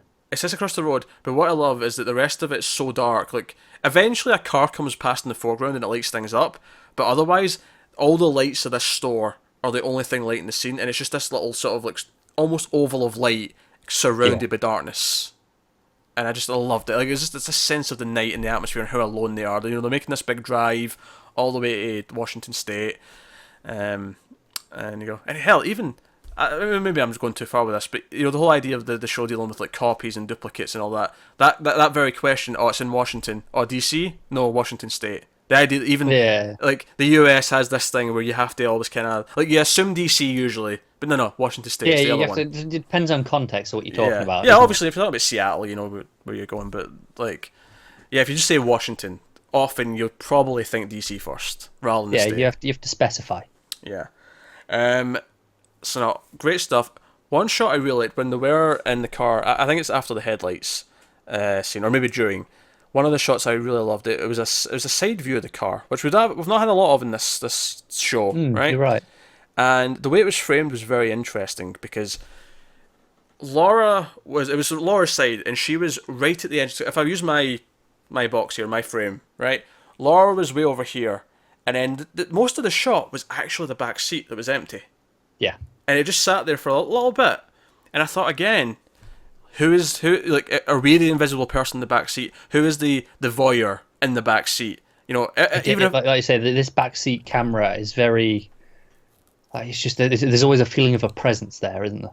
Yeah, whether there actually is or not, like, just the idea that, I mean, maybe there is like an actual literal lodge presence kind of keeping an eye on them, but maybe there isn't. Maybe it is just this idea of they feel that there's always someone behind watching. Like I say, you know, that paranoia. Yeah. Or maybe it is a meta thing where it's, no, this is us, we are the ones in the back seat.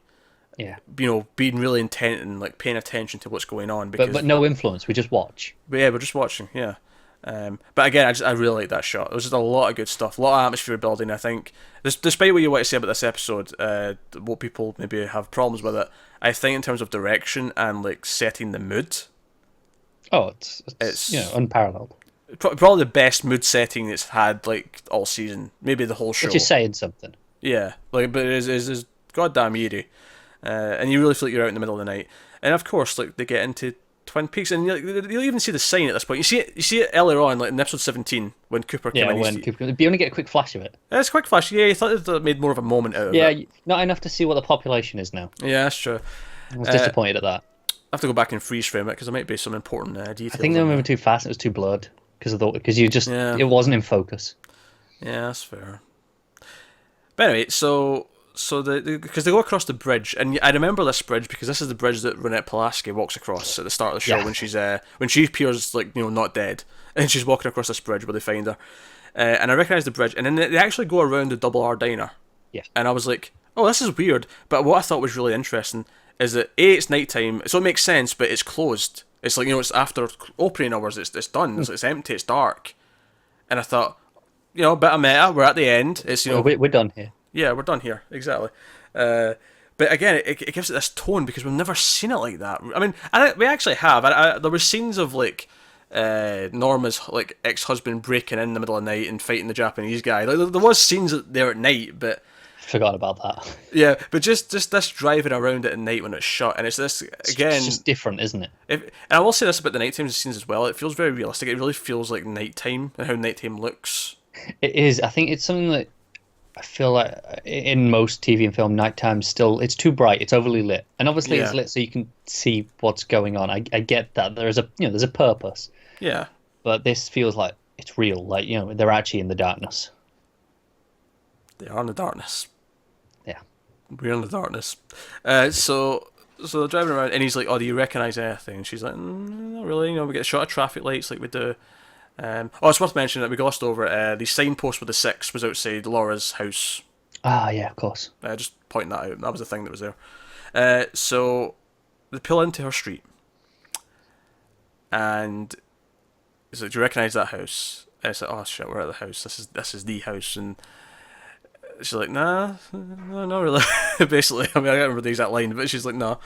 No. He just says, "He goes, do you recognise anything?" She says, "No," and then he goes, "That's the house. You recognise it?" She says, "No."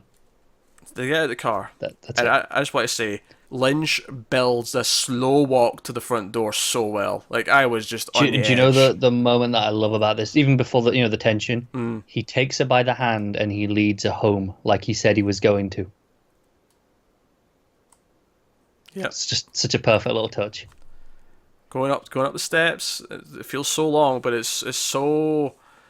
Again, it's just, Lynch does that thing where it's borderline on just dragging out things too long, but it's just the perfect amount to really sink in the idea that as they're walking up, like she's starting to feel worried, like why am I here? What is this guy wanting me to do? And he's like, oh, this is the end. We're finally here. We're finally going to do what I was supposed to do.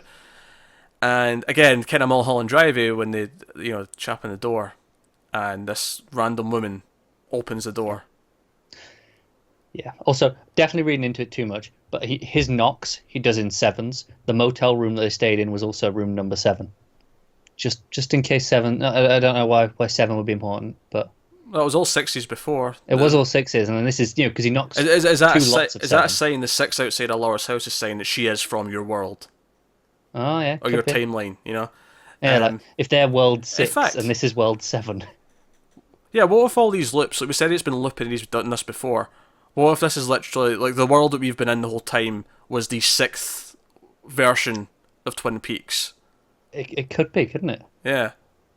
If this is the 7th world, and this is I don't know, maybe I don't know. Or maybe we went too far with that one. Maybe. But knocks the door, this random woman, and she's like, "Hey," and of course I'm like, "How's he going to explain this?" He's like, "Oh, I'm with the FBI." He still get his badge. He's like, "Oh, okay, right, okay, that's fine, right." That's a good enough start. Yeah, he's got a reason, or at least a plausible kind of reason to get her to talk to him. It's like, "Oh, is Sarah Palmer here?" And she's like, "No, no one loves you but them. Do you know who that is?" "No." Do you own or rent this house?" "Yeah, we own it." "Can I ask who you bought the house from?" And she shouts over to some like husband who we don't see, and of course my head's going because we never actually do get to see him. We just hear him kind of from like behind the door. I'm like, "Is that Billy?" He's very mysterious, isn't he? Yeah, is it Billy? Is it Billy? I bet it's Billy. Yeah. So yeah, I kept thinking that every time there was a guy who I didn't know, I'm like, "Is Billy? Is it this Billy asshole?" And she asks us questions, and she's like, "No. It was we bought it from this. Did you get the name of this? I did. Previous. It's important. Oh, go on. Mrs. Chalfont. Chalfont. Well, so why is that We'll important? get to it in a minute. We'll get to the other name. The other name? The other name that comes up in a minute. We'll get there. What's the other name that comes up? Her name. Oh, sure. Okay. Right. So, yeah. So then eventually he asks her name. Right. Okay, he's basically digging. He's trying to find out like, oh, who are you? Like, how does this connect to anything? And what is her name? Alice Tremond. Alice Tremond. So go on. Why is that exciting? Those names are important because those two names are both names of one character. that we have seen. The grandmother with the grandson who speaks to, Maddie and Donna, and also the woman who gives Laura the painting of the Black Lodge in Fire Walk with Me. Oh Those are the names that my. those two characters go by, Mrs. Tremond and Mrs. Chalfont. Oh. Oh dear. Yeah. I don't know how to process that. No, I don't either, because obviously they're spirits, but we're still unsure if they're necessarily good or bad spirits. They don't seem good to me. See, again, I wonder if this is this literally them in this world, or is this kind of like the whole Sycamore thing, where it's just like the name Sycamore pops up because they are the ones who are like gatekeeping what's here. Right. I don't know, but I just thought that was very interesting that both of those names, Yeah. the previous owner of the house and now the current owner of the house are both this woman who has done, interacted with these characters before. Well, yeah, well, with Laura and Yeah. not Cooper, but Yeah. very, Interesting. very just because that was it. I heard those names. I was like, I'm sure those are familiar. And, I think agents of Judy. It's the same with the Jumping Man. The idea that the Jumping Man's like watching as Cooper goes to see Jeffries, like earlier on, like that the idea that, or the last episode rather, but you know what I mean, same difference. It's, the idea that like these agents are all paying attention and like working on her behalf. That's it. I'm still unsure. Like she gave Laura the painting of the Black Lodge. Yeah. Was that like a trap, or was it more, look, be aware, like this is what you need? It's hard to say. I don't. That's what I mean. I genuinely don't know if she's a good or bad spirit. I'm conflicted. I have to go back and watch it again and see. Actually, that's one thing. I think the entire show and the movie will be a very interesting rewatch with all these themes that have been added into it. Especially the movie, because I remember when we watched the movie, we thought, okay, it was a good enough movie on its own, but we weren't really sure how it played overall. Well, no, I mean, I was a bit more positive in the sense that the emotion of Laura's journey played really well for me. But we felt like it had, some elements of it was a prequel. Like we were seeing all these moments. But now it feels like, okay, that was... It gave us context for a lot of stuff. That was critical. Now. Yeah. No, that's absolutely fair. So this woman, and she's like, is it so Cooper of like, all right, thanks for your time, I guess, is basically the response. Sorry for bothering you so late. Door shuts. They walk down the steps, and Cooper's like confused. He's like, what's going on? I made the mistake here of checking how much time was left. Because I was like, there can't have been more than, including all the the credits playing out. 2 minutes. It was exactly 2 minutes. Right. Okay. It was like 2 minutes and 3 seconds when I checked the time, and I went, "Oh boy, we're ending on a big cliffhanger here, aren't we?" And and because as they were going up to the house, I thought, "Oh no!" So we'll get this ending. She'll confront Sarah, and it will drive the evil spirit away. And then it wasn't Sarah, and you were like, what's going on? Yeah, but I thought if that's what played out, we could have ended there. We didn't really need to have them go back. We could have maybe had one shot of like Cooper going back to Twin Peaks and maybe just setting up the idea, the hopeful tone that, this like, things will be okay after this maybe.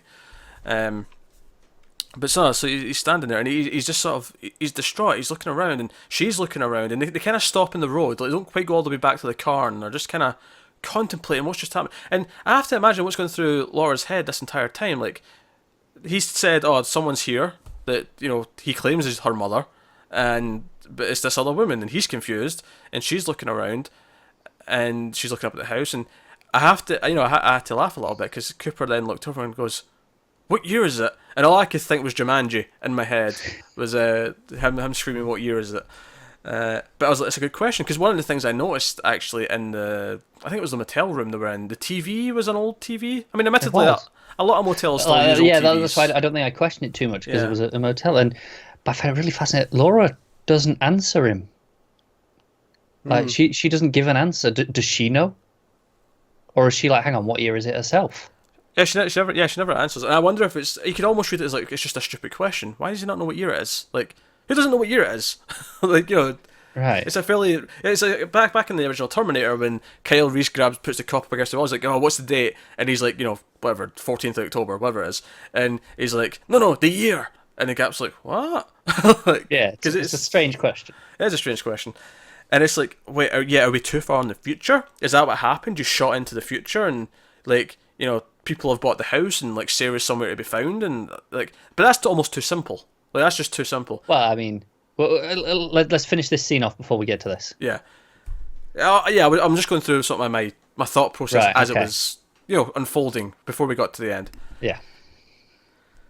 And Laura turns around and she gives the Laura Palmer scream. You hear something from the house though, don't you? You hear a noise, like a voice. Mm. I didn't make out what it was saying or anything like that, but you can just kind of hear it. Yeah, I'm going to have to go back and replay that like multiple times. But she turns around and she gives the scream, and her head tilts the exact same way that the famous, back in the season 2 finale, that famous scream where she tilts her head and screams. And man, that woman can scream. She can deliver a hell of a scream, and it's scary. Like I said, never fails to just cut terror straight into my heart. And the only funny thing is I don't think she's ever looked more like herself, like when she was in the original show, than when she did that scream. No, you're right. Because she's aged like quite a bit, and but you see the screams like that's Laura. Yeah, you can tell it's her. Like I think before as well, whenever she smiled, I saw Laura in her a bit more. Because I think it's almost unfortunate that the one who we keep using the image of, like the Laura Palmer, it's that image. She's probably the one who looks the most different. It's not that she looks older than anyone else. She's not, she's not aged badly in that sense. It's sense. just because she was quite young when that was. But so obviously, she's aged more than say Carl McLachlan. Sure, but I don't even think it's just that she's aged more than other characters. Like, compared to other characters of the same age, give or take. It's just that a lot of them still look a lot like themselves, even all these years later. Where she's just stylistically, I guess, like changed a little bit. Yeah. Her hair's completely different. All these other things.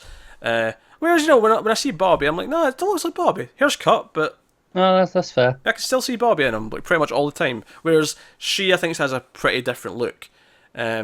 Whereas when she screams, though, I'm like, no, that's Laura. I see it. I see Laura looking back at me. Yeah, and of course, lights cut out. Like the electrical crash. Yeah, the electricity goes out. All the lights in the house go out. Then it cuts to black. That's it. And then fades up the still image of... I don't know if it fades up. I don't know if we actually get some movement before it freezes, but it's Laura whispering to Cooper again in the lodge. In the Red Room, specifically. And I'm left with just one question at the end.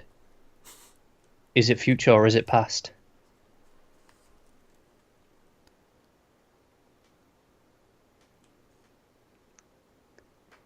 I don't know. Neither. Okay. Well, do you think the question is that simple? Well, I don't know. When he says, what year is it, and you go back to, it reminded us in this episode again. Is it future or is it past? I think that's pretty much how we opened this particular episode. But I don't think that. Like, if it's too far in the future, then they should be much older than they are. And if it's in the past, like before, like her parents ever had that house, it's like, well, it should look much older than this. It should, it should feel like the 80s, the 70s, whatever. No, you're right. It doesn't feel like a different time period, does it? It doesn't. And I think that's confusion. It's this idea of the infinite loop, and that's why I go back to my idea that he crossed over. But he doesn't really. I don't think Cooper completely understands though. No, he thought he did, because obviously when, before they were going to cross over, he was talking about it's like, look, things are going to be different, but I don't think he realised he would be this different. Because it's actually kind of, if you go back to what the giant said to him, he said, remember these things, remember Richard and Linda. As if he's trying to point out, remember that things are going to be different. Do you know what you say like that? That's the same way Philip Jeffries said, remember electricity. So I wonder, and again, when Laura screams and the electricity cuts out, it's the lights that go. Yeah. I guess another question you have here is, does Laura actually remember stuff here at the end? Or does she just feel the dread of what's in that house? That's it. Is it like it all comes crashing back? Yeah. Like, is it actual memories, or is it just a memory of the feeling? Yeah. Kind of thing. So many questions. Too many questions. And the funny thing is it cut to the credits, and I realised this was the ending. I realised we were leaving on this. And I legitimately leaned forward and said, he has more planned, right? Yeah, like that's what I was thinking. I was like, It doesn't feel like it this at doesn't the feel end. like an ending. And I know we were like, oh, he'll probably do an ambiguous ending, but this isn't just ambiguous. This feels like This is setup. opening plot. Yeah, Yeah, this feels like it's setting up, like just how tough an opponent this Judy is. Like it feels like it's setting up for because the that's it. We final didn't fight. get to the Judy stuff. Like it's going. Look, this is it. This whole season was telling us, this is what a threat Judy is. But we never get to it. And I do kind of hope we get more. And obviously, I'd have said that anyway because I was enjoying it so much. Now, for the record, I actually like this episode a lot, and I do too. I like everything it does. Honestly, at the end, I think everything it brings up is fascinating. I think it's well directed. Yeah, Do I my like it? problems come from more what's not in it.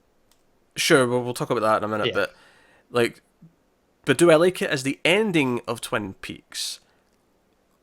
Maybe. Like I don't like as much as I do feel like it does feel more like it's set up. Like it is more like this, and it is kind of like because we were kind of hoping for a happier ending. Like Cooper had such a shitty ending at the end of season two. And it's almost funny that like for 25 years people hated the Where's Annie or How's Annie cliffhanger, and I wonder like is this better than that for them? Like are they pissed now that it's what year is it and like are we in a different universe? What's going on? Like all these and but I do like the whole idea it sets up like no Cooper tried to sort of trick reality. He tried to mess with the past. He tried to play God and it didn't work. It's something it went against him. right. But at the same time, you're like, but Cooper doesn't just give up. What else is he gonna? What's he gonna try now? Like now that he's got to this point, and it's like, okay, Sarah Palmer wasn't there. This hasn't worked the way he thought it was going to. What's he gonna do now? What's he gonna try next? Because Cooper doesn't just stop. It doesn't. It doesn't. Admittedly, I wasn't really thinking about that in that sense. I was less thinking about that because obviously Cooper's going to do something. But I honestly my pure thoughts were no. This is how big an opponent Judy is. This is why you can't mess with reality. You think you can do that. You tried, and either you did kind of save Laura and it made this weird timeline. Although that doesn't quite add up to me because why would everyone have different names and why would Yeah, so to me, it is no. This is a different place, and or or he did save Laura. He did take her to the lodge in one attempt, and to protect her and keep her safe from Judy, they put her in a different universe and right, wiped her okay. memory. So I was kind of playing off, when I said it sounded like a vortex was taking her that Mm. time, and it's like whoever took her has put her here and changed her life. Which I mean, arguably that maybe isn't even the White Lodge. Did Judy just No, put her that's there? what I mean. Yeah, Why would the White Lodge take her when Cooper was taking her there anyway? yeah, sure. So is that where it puts her? It takes her memories away and puts her in this other world and gives her this different life. Yeah, and then so what we have is Laura vanishes, Cooper goes into the lodge and gets the information. He's like, and then he goes to this other place, right? Yeah. So it's the idea that she's like, no, they've taken her. We need to get her back. Like they kind of know where she is roughly. They're like, right, here's where you've got to go. Do you think? Yeah. Do you think the whole remember 430 remembered Richard and Linda? Remember Richard and Linda is remember that this is an alternate world. This is not your world. And do you think remember 430 is him saying remember that's how you come back to this world?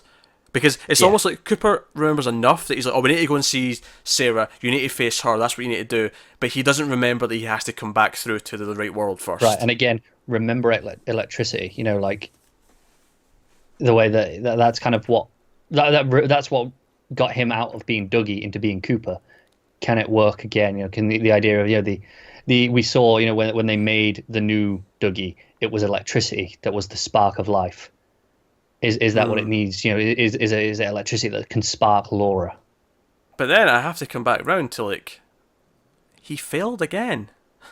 He did. Like he got to the end and he It, looks broken. When he's down on the ground, like and going, and then looking up at the house, he's like, oh, he's defeated. it's like he thinks he's learned his lesson and he thinks he's got the right plan this time, and then sure enough, it's not worked. And to an extent, even Gordon was kind of in the plan, like because Gordon like he didn't know what he was going to do. Certainly, he didn't know anything that happened once he was in the lodge.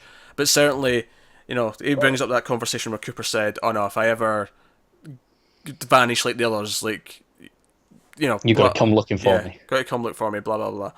And again, the whole idea where Diane, like when Diane realized she was fake and she texted the coordinates and said, "I hope this works." Like, is that a memory from the real Diane hoping this plan works? This plan to go and get Laura to save the world, or at least get rid of Judy so she's not in the world anymore. Is that why everyone's so sick? Is that why the darkness is spreading? Is because Judy's out into the world? And it'll be why Twin Peaks seems worse than everywhere else, because that's where Judy is. That's where the epicenter. Yeah.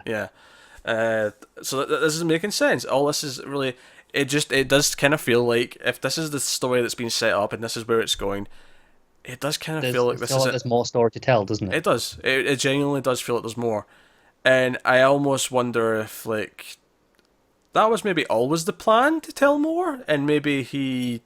Just playing it, keeping his cards close, going, look, this is the end, but now once we've got this out, it's like, okay, maybe there is. Because before this started, I was like, no, this is the end. This is a one and done. We're going to be done at the end of this. Like, be thankful we're getting what we have, and if we never get any more, I'll still be thankful, and like, I'll still like it. And this is still... You say, oh, sure, it's another cliffhanger, but... This is still more than you had anyway. And it's more than you could have got. But it genuinely feels like it's setting up the next part of the story. It genuinely feels that way. Because I was expecting ambiguous. I was expecting like what just happened? Let's think about it and try and figure it out. I was expecting that kind of ending. But this was like, everything we can possibly figure out points to, no, you've set up the villain for the next story. This is, you said, oh, what just happened? That was the feeling you were expecting. And I think this wasn't so much what just happened, more what comes next. Well, it's both. It is both, in some aspects, but, like, we're questioning... Come on, that last scene was hardly straightforward, where anyone who wasn't thinking about it was going to follow what's happening in it. But it was, to me, more, it was, what happens next? Like, how do they continue this fight? How do they, even though you're thinking about, okay, what just happened? You're trying to analyze it. We're doing that all season, going, what just happened there? And then it ends on the freeze frame. The credits is the freeze frame of the whisper. What is Laura whispering to right? Cooper? Because we never found out. We always thought it was, her, saying who killed her. No. I'm talking about the new one this season. Oh, the new one, right? Yeah. Because that's what we end on. We end in that shot. Yeah. And we see it again in this episode at the start. And it basically, because at the start, when Laura vanished in that, that second episode, whatever that was, where did she go? Back here. Yeah, is it as simple as that? Is it she told him this information and then she went here? Or is there more to it? I don't know. Well, I think she was always, like, if we're going with this theory, I think she's always there. And I think when she sees him in the Red Room, that's her dreaming. Like kind of like when Cooper went there before he went into the Red Room. Right, okay. He would have the dream and he would be there. I think that's why she's only there once in a while. We are living in the dream, like, and the Red Room is kind of the dream, so to speak. Yeah. But let's talk about we are living in the dream. We are the dreamer who dreams and then lives in the dream, but who is the dreamer? Let's talk about that sentence. Yep. Because you're like, okay, after this, is Laura the dreamer? Because let's say it's not an alternate reality. Let's say it has been wiped, right? Let's say the original Twin Peaks timeline has been completely corrupted and it's gone. Yeah. Is Laura dreaming of it? Or, given last week's episode, is Audrey the one dreaming of it? Because she wakes up, she imagines this Twin Peak world. I mean, I can't explain Billy exactly, but she imagines this Twin Peak. She imagines her dance. She imagines that moment and getting to do it again. But then she wakes up wherever she is. Like, we never see Audrey at all in these last two episodes, which is really weird. It's the one thing that feels super omitted, and I have to wonder.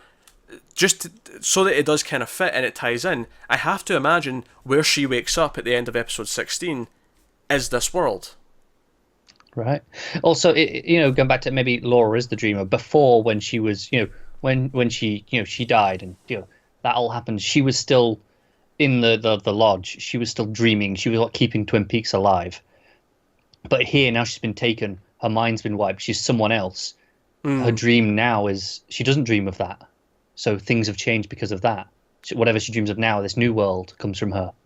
Yeah, just the idea that Twin Peaks only exists because someone's still remembering it and someone's still dreaming about it. Which I think you could almost argue as a meta-commentary there on the idea of or the show still existed because the fans kept it alive all these years, and then it got to come back because there was a passion for it, because people cared about it. Because ultimately, that's what art is. It only exists because people care. Oh, of course. So it's that meta, that whole meta idea that Twin Peaks in this show still only exists because someone's still willing to dream about it. And that would maybe take you back to that. We are the dreamer who lives inside the dream, but who's the dreamer? And for them, it is reality. For Gordon and all that, it is their reality, and they are living inside this dream. And I love the idea that Lynch is the dreamer, because he is the dreamer that dreams, but he also lives inside the dream as Gordon. Yeah. I mean, you can look at it literally like that. Yeah. Yeah.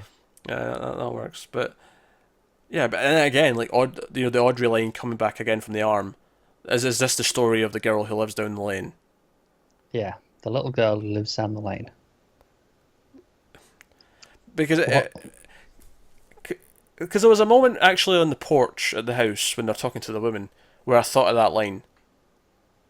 Yeah, I also thought about, when Cooper, he looks down the street after, Yeah. like looking down the lane almost. Yeah, like is there someone else down the lane?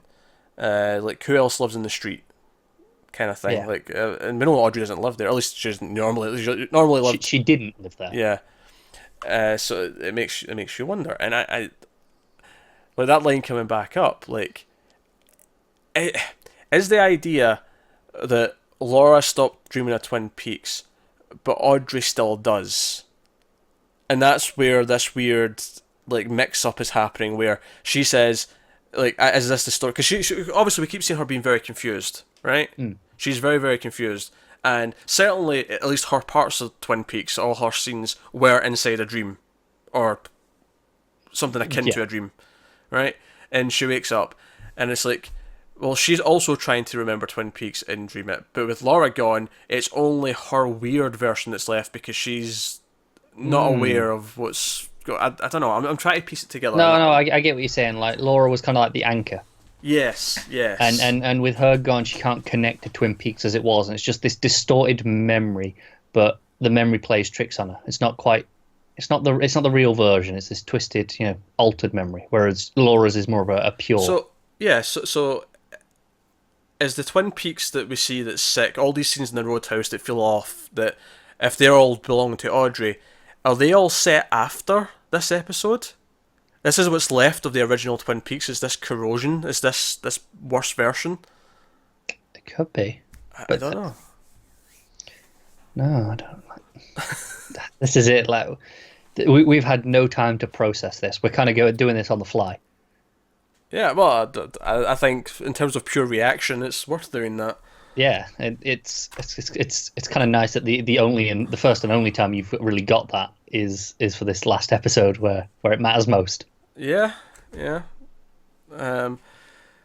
Just like a sort of small little thing. When you get to the end of the credits, you have the Frost and Lynch logo.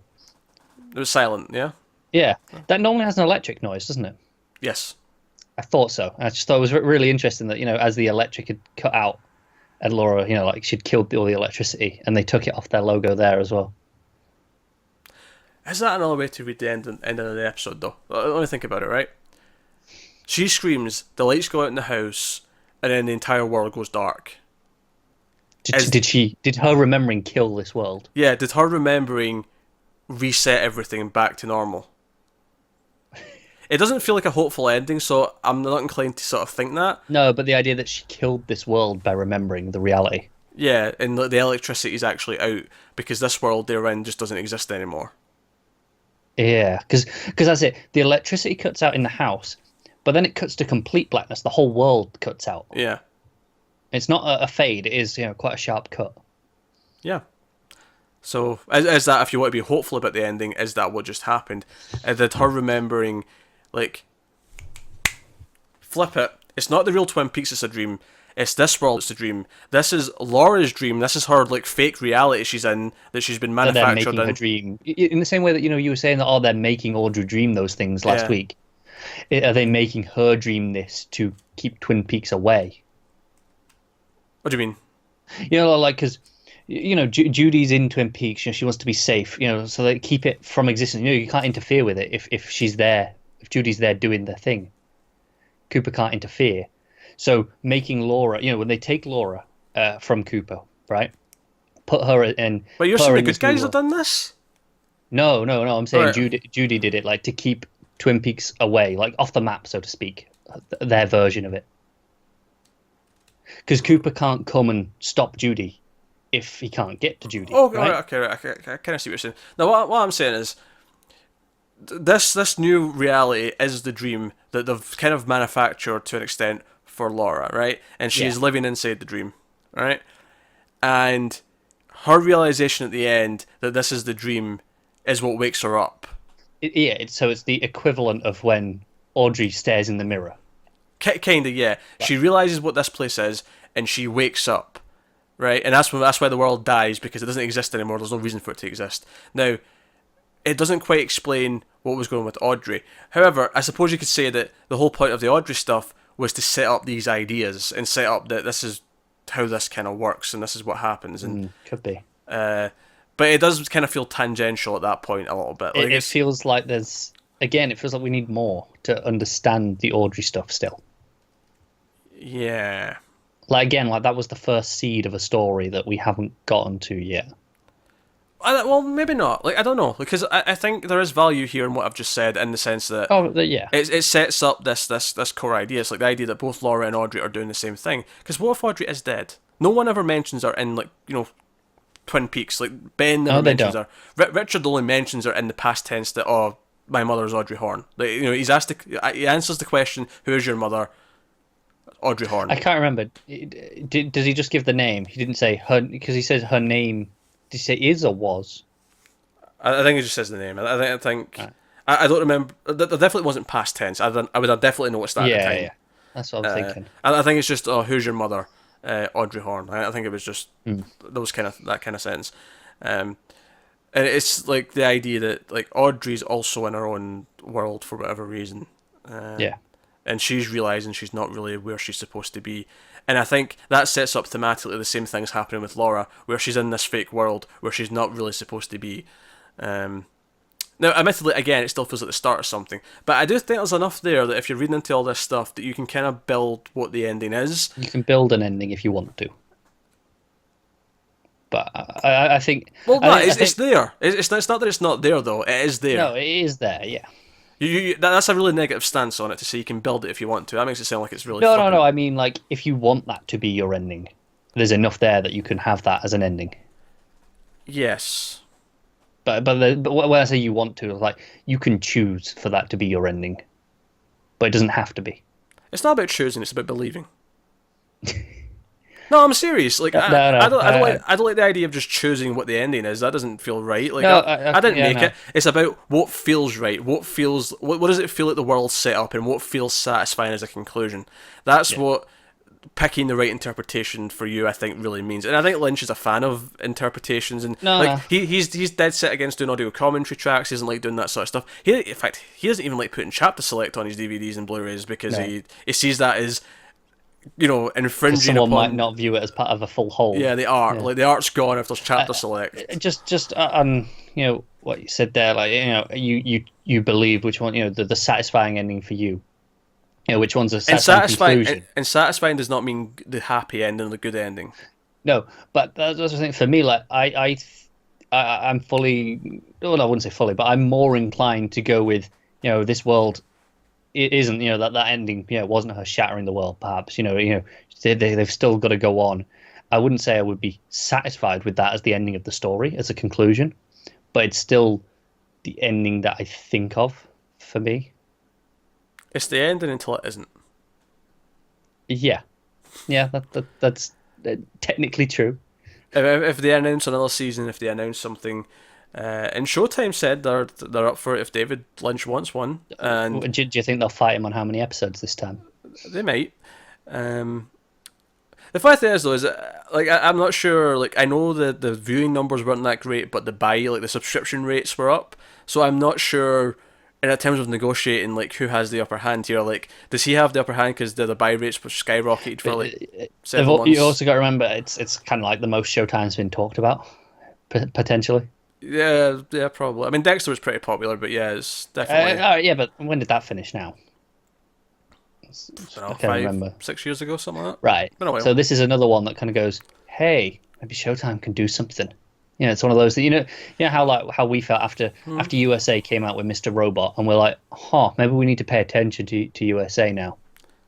That doesn't make me feel like that though, because it's like this was specific. This was a David Lynch thing. Like, For us, I agree, but to people who maybe weren't as into necessarily David Lynch, but watched it because Twin Peaks, and maybe they saw Showtime. I don't know. Like, okay, I feel like else? the people who were into this because it was Twin Peaks and Might not hate David Lynch this. Yeah, probably hated this season quite a bit. So that's a fair point. yeah. No, I'll tell you this. I was not prepared for whatever we got tonight, and it definitely was not anything that I could have predicted. um, No. I definitely had more scenes in my head where Cooper was sharing a donut with Hawk and Andy, or I other think such that's things. probably one of my biggest problems. I say problems again. It's the stuff that wasn't there, where many characters didn't really get any sort of conclusion. Like I get it where we with the main story being ambiguous, but it seems really strange to me that Janie E gets a conclusion, but no one else does. I wouldn't say no one else does. Ed and Norma got a pretty fitting conclusion, Yeah, they did. I mean, in this episode, as did no one else Nadine. gets it. I think most of them already happened though. I feel like Do you? yeah, well Bobby. I mean, he had Yeah. Bobby had his, he found his. yeah, everything with his father, like all that stuff. And even the little moment here where your father knows about what's going on. Like I felt like it was the capper on that to an Okay, extent. fair. That's You fair. know, Lucy and Andy sort of became important. They had their Lucy especially like figured out cell phones. That was her arc, if you want to call it that. You know, What about people like Shelley Shelley. and Becky? I don't know. I don't know. Like, I don't know. I feel like I didn't get any conclusion to their story. No, you got a fair argument. I'm just trying to think about the last time because Shelley seen Ed and Norma. She was happy about that. We did see her have that phone call with Becky where she like, oh, come over, we'll talk about it. I'll give you some pie and like everything will be okay. There was kind of a It yeah. doesn't feel like a conclusion. It, In it the same way, doesn't. that was part of the same scene as the Ed Norma stuff, like you say. And Yeah. I feel like I'm missing the end of that. It's the things that aren't here that I'm noticing that I'm like, okay, I But could have done with that. again, you can read into this and actually, because think about it, the whole thing was that Norma seemed like she was repeating her old mistakes, and Shelley was kind of going down a similar path. Maybe the message there is that eventually she will just kind of be like, oh, you know what, I love Bobby. That's just, you know, I get it, but like I think it's there. Um, I see the complaint. Like I do think like some of them definitely get more of a conclusion than others do. and obviously Audrey is the most conspicuous one. Given the ending of the last one, you feel like, oh, well, I need more from Audrey. Like, Yes, it's definitely that he's went for a lot of ambiguity on that, and you know what? That's fine.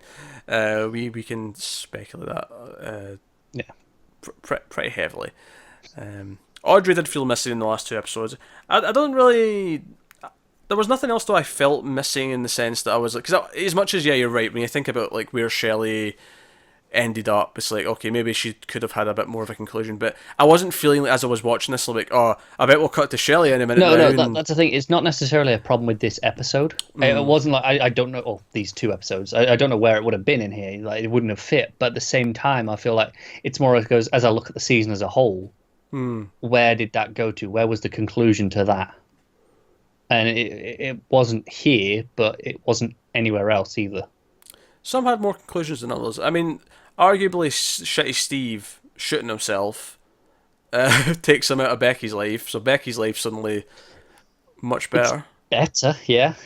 Because keep in mind, actually, that scene happened after we got the phone call scene, I think. But the whole point of that phone call scene was that he'd been missing for days. Yeah.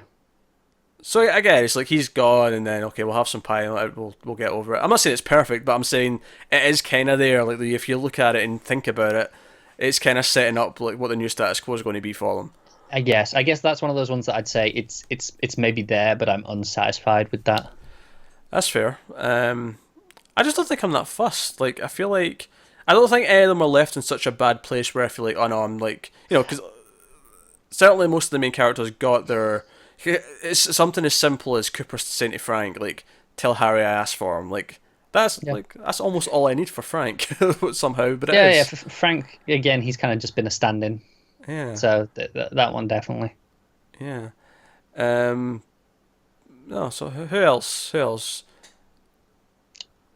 Tammy, Albert. What happens with them? They didn't need more of a conclusion. I mean, maybe, but it seems weird that like the whole season, they've raced to get to Cooper, do all this stuff, and then they get there, and Gordon goes off with Cooper and Diane at first, and For one then scene, that's for not one scene, I said at oversell it. first, and then nothing. Do they go, okay, we did our job and go back to doing other FBI stuff, or do they still have to try and work at this? I don't know. Does it matter? I guess in a sense that we spent a lot of time with these characters, and I don't know. for me, Albert went on a date. Like his future seemed like more brighter than it ever had been. well, that's fair. Like it was setting up kind of like sort of past this. Like and Tammy had been promoted. She was accepted into this. The Blue Rose Task Force. Like all this stuff. Like I think you're looking for like kind of like typical TV arcs where they have like these conclusions where it really feels like the entire season has been giving characters kind of conclusions, and some of them have had scenes past their conclusions where they're still functioning for the plot reasons of other stuff going Yeah. on, but they've Yeah. already kind of actually had what their ending setup is. That's fair. And I definitely stick out on the Shelley and Becky stuff one though. That one feels missing. fair enough. I like I say, some are more unnatural than others in a lot of ways. Um, it does. I mean, certainly a lot of the town in general boils down to Cooper didn't win, and because we thought we'd see the town reinvigorated after the darkness has been defeated, and it's not happened yet. At least certainly not on screen, and it does make you think this feels like set up because we've set up how bad this villain is. But it was fun to try and sort of interpret it and sort of think, well, if this is the ending, how is this the ending, and Yeah. what has happened here that makes it that way. But no. Anything else? What else was brought up this season that we never felt like we got to, or maybe we should analyse and look at and say, okay, maybe that's where that fits in. What? We talked about episode 8. We talked about the identity of the girl. We've talked about Judy. We talked about Philip Jeffries.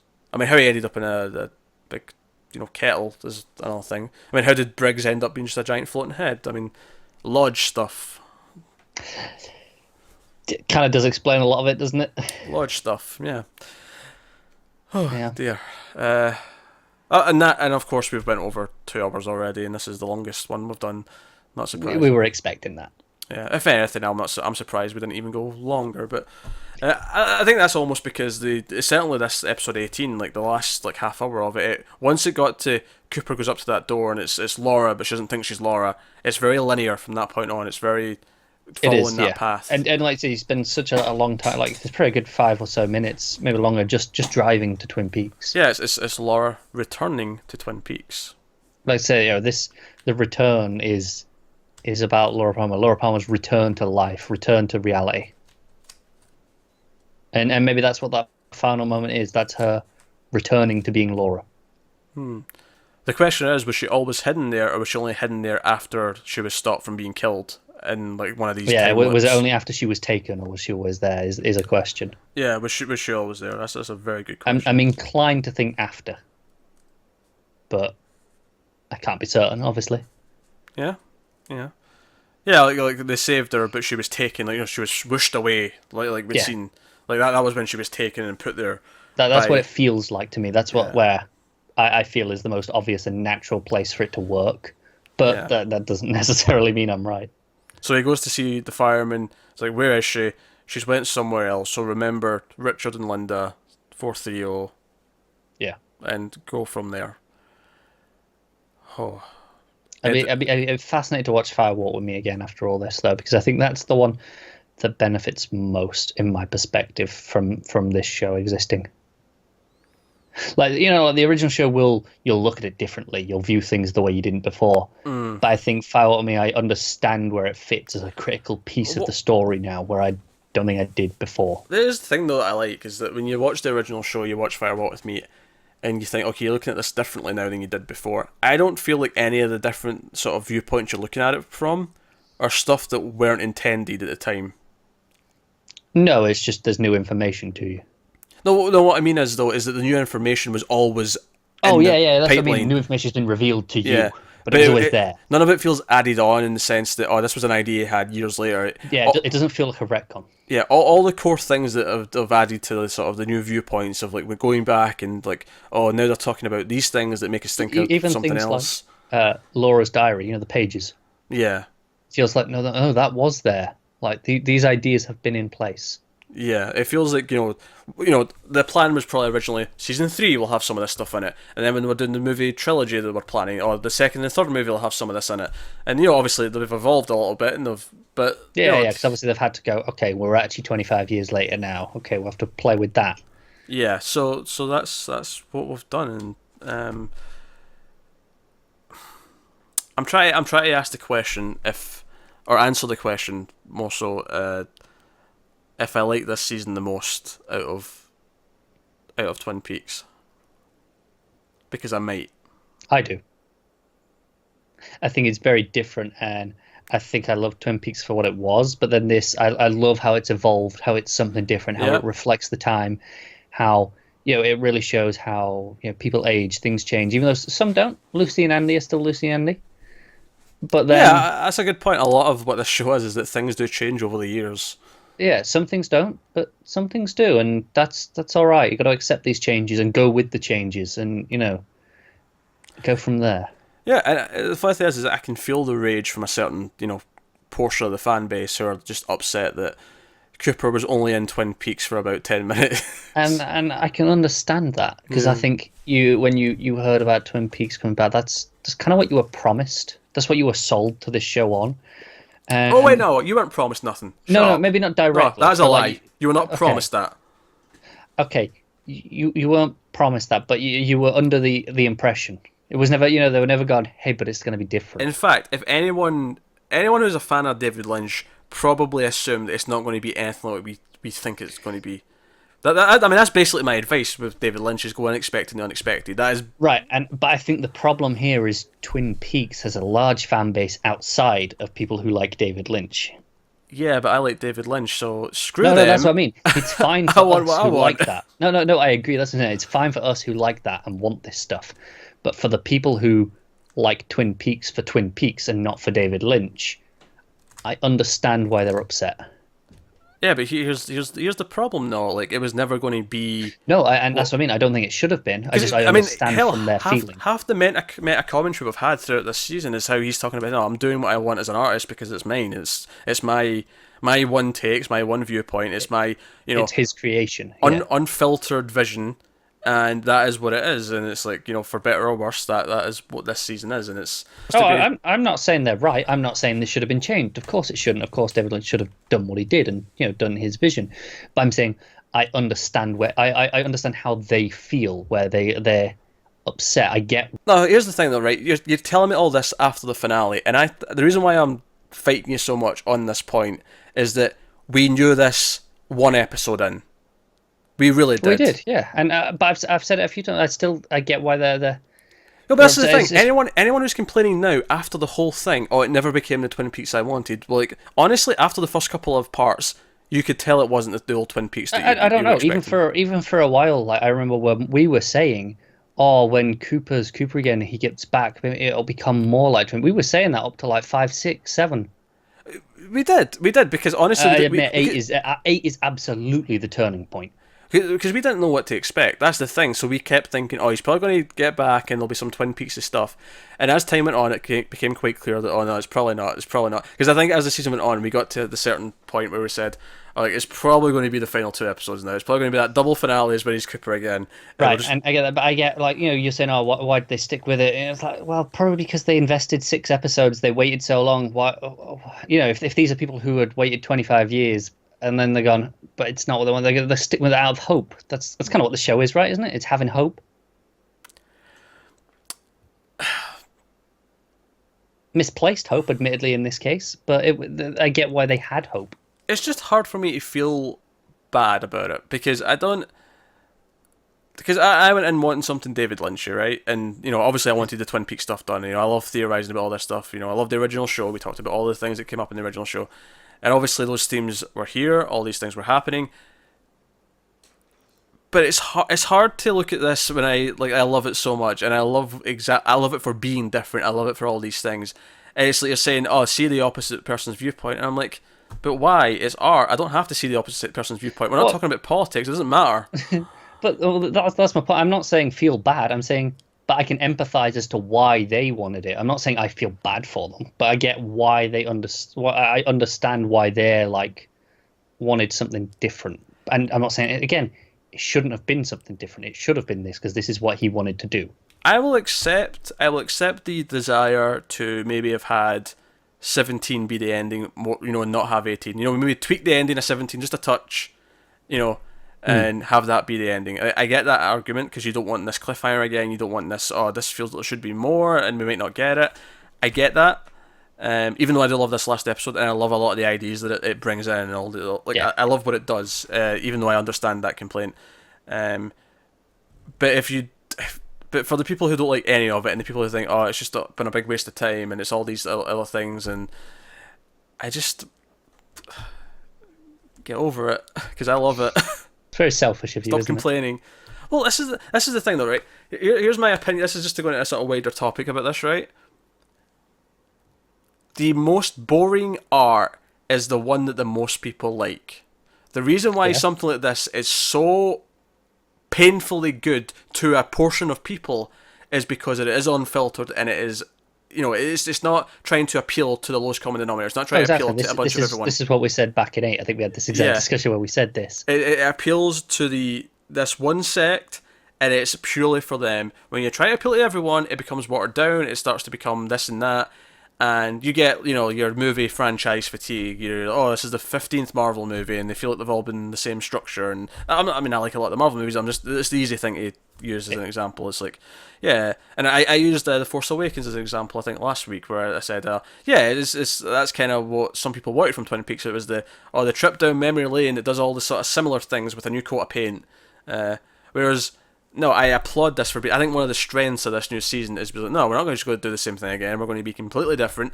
No, was it perfect throughout? No, it wasn't. There was a couple of weaker episodes. Two in particular creep into my mind as being pretty weak overall. But no, like I thought it was imaginative. I thought it was thoughtful. I thought there were times when I was dreading things for characters, but just dreading things in general. I think it achieved this overall tone throughout the entire season of, no, the stakes are huge, the stakes are gigantic, there's something dark, there's something coming, and Cooper needs to stop it. And yeah, the ending that he went with was, they're too dark and even Cooper can't stop it, we're all screwed.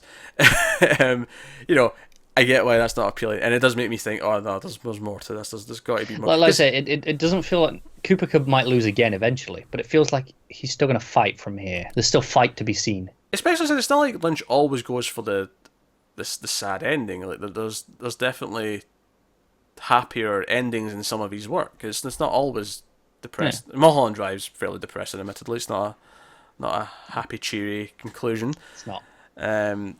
But there is, and sometimes he goes with bittersweet. Sometimes he goes with all these other things. But that's it. This one almost isn't a sad or happy ending. It's just it's waiting for the next chapter. It does kind of feel like that. That's how it feels. Again, it's until they say otherwise. This is the ending, whether you like it or not. But it feels like we're waiting on another chapter still. I think this one will age well. I think much like Fire Walk with Me, people hated it at the time, and a lot of people turned around on it as the years went by because they could just look at it for what it is rather than what they wanted out of it. What they expected. That's what I mean. There is definitely a level of that where your expectations are different, so you're upset by what you don't get. I know. I think episode 18 will age like a fine wine. Okay. I think that's quite likely.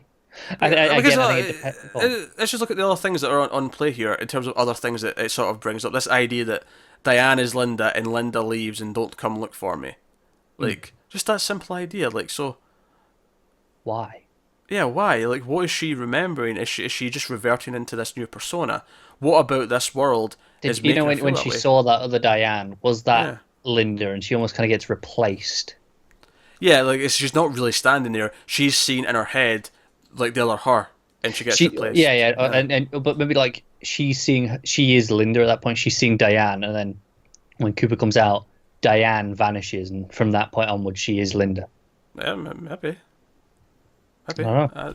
But there's so many ideas, like, why that? And who you know, what was Laura's trouble? Who was after her? Why is there a dead guy in her house? Like, all these I things. mean, those ones I think I can just brush off because it's in the same way that Cooper's like, not important. Yeah, That's not the story. It's just background info. sure, compared to the other stuff, but it's still like there's world building there. Like, what is going on? And is it this weird thing where even in this world, she's like a magnet for all this trouble? For trouble, yeah. I don't No, know. that's fair. So again, it's just interesting ideas. Um, No, I think 18 in the future will play very differently depending on whether or not we ever get more or don't. I think that will shape opinion on it quite a lot. even if we don't, I think it'll age well. Okay. I I think think it'll it age probably well. will. Don't get me wrong. I think it likely will once you get some time and distance and look at it a bit more objectively. It's so well put together and Absolutely. and executed that It's, if nothing else, it's a masterful piece of filmmaking. yeah. I liked it a lot. As much as I did feel like I feel like there's supposed to be more. It feels like there is set up for more, and I would like that more. But again, that feels like the end of, the original season 2, where it's like, oh, there's more here. And obviously it never quite happened until now, but it was always like, no, this isn't an ending. There's more, and I kind of feel the same here. It's like this is an ending. There's more. I don't know if we're going to get it, but there's more to be told. But I want to be clear here. This is not the same as that stupid X Files new season, where they got this new season after a few years, and then it was like this stupid ass cliffhanger that just was literally a cliffhanger in the middle of a story. This doesn't feel like that. This feels very orchestrated. It feels very intentional. It feels like the end of I say it feels like the end of a chapter. I feel like 1 through 17 are a chapter, and 18 is the start of the next chapter. 18 is the prologue to the next chapter. Maybe. Like once they go into the other world, and it's like, and it sets up at the end. It's like, this is the idea of this is what's to come. This is the prologue of what's planned for the future. Maybe it is. Maybe it is this weird, like, 18's this backdoor pilot for season 4. I mean, I don't know. Maybe it is. Or maybe a mini in series. a way, or I'm a little something. bit concerned if it is a backdoor pilot, because, as you say, the reaction right now is split. It might, age in a few years, and you'll be like, oh no, we like it now, but maybe that's too late. I don't think it matters what the reaction is. I think it just matters that people are talking about it. From the perspective of Showtime, they can all hate it, but it's But they're being watching talked it about. anyway. Yeah. They're going to watch the next one to find out where it goes. No, you're right. gonna No, happen. no one's going to watch this and go, screw it, I'm not watching it. I'm not doing it. I liked it a lot. I liked the season a lot. I loved the season a lot. This was my TV highlight for all summer. Like, and you know what? It's been 100. I think it was 105 days since the first episode of this. Really, This that long? season. Yeah, that's how long it's. 16, 17 weeks, whatever it's been. Crazy. So I mean, yeah, it's been a hell of a journey. I've loved it. I've loved almost all of it. There's been a couple. I'm just gonna say, like, in general, like, what am I gonna do now? Like, Twin Peaks has defined this year for me, in the sense of, we started this at the start of this year. Yeah, in And January. here we are now, in September, and it's done. So, 3/4 of the year done. It's like, okay, that's the majority of my year was defined by Twin Peaks. It's consistent, For the first time in my life, I don't have more Twin Peaks to watch. right? There's an ambiguity Yeah, I've never had whether or that not before. we'll ever have more. Yeah. I never had that before, and oddly, I feel oddly hopeful there might be more. Like, given Showtime have said, yeah, we'll do it if David Lynch wants to do it. Some of the cast have said that they'd be up for coming back. And like I said, I know David Lynch. He was kind of talking about this as, like, the capper on his work, but it feels like he's left it so he knows that he wants more, doesn't it? It feels like there's a story there. Because I think one of the outcomes that I was sort of predicted might happen is that it would be a bit more closed off, and it'd be like, okay, everyone's saying, "Oh, can we have a season 4?" I'm like, yeah, but if it feels done, then why force it? But honestly, this feels like no, there is a season 4 in mind at least. If it ever comes to Yeah. fruition, is different, but it feels like he has in his head ideas for where this is going in the future. Cooper needs to win. I need to see Cooper win. Or at least lose more definitively. No, he needs to win. It's been too dark. He needs to win. I mean, he can sacrifice himself doing it. He can die doing it. And give it the sad tinge to it by all means. But he needs to save the goddamn planet. I need to see it. I get you. I think that's my biggest problem with this as a conclusion. Is this isn't a loss? It's not a final defeat. It is a loss. He lost this battle. It's like, okay, what? But it still feels like he can come back and go where can he go from here? What can he do? Yeah, it feels more like a season cliffhanger than a series finale. Right. The battle isn't over. He hasn't won or lost definitively either way. So there's got to be more, right? There might not though, and that's okay. Might not. I'm okay if there isn't. I mean, I really want it, but I'll be okay if there isn't. If there's never another episode or a movie or whatever, because yeah, maybe that could be. Like, maybe it's just a movie he's got planned. Like, I mean, I could see them wrapping up in a movie. Like, why not? But Never know. If we never get any more, I will love the journey and I will interpret the shit out of the ending into possible endings that might make people happy, might enrage them. We must have presented at least 6 different ending potentials just in this conversation alone. And as for not giving more to the Audrey stuff, is that another sign that no, he's got? What was that, a trump card almost? Not sorry to use the T word. It's sullied now. But is that almost like, here's a tease of where her story's going, but I know where it is going, and if you want to know, there'll be another season to find out where that goes. Is that kind of partly that? I don't think the Shelley stuff's like that though. I think that's just that's just what he's done. Also, with it, just side tangent. When you said that there, that word was sullied. It really reminds me of Futurama, where he calls someone a douche, and it's like, no, that doesn't mean that anymore after President Douche.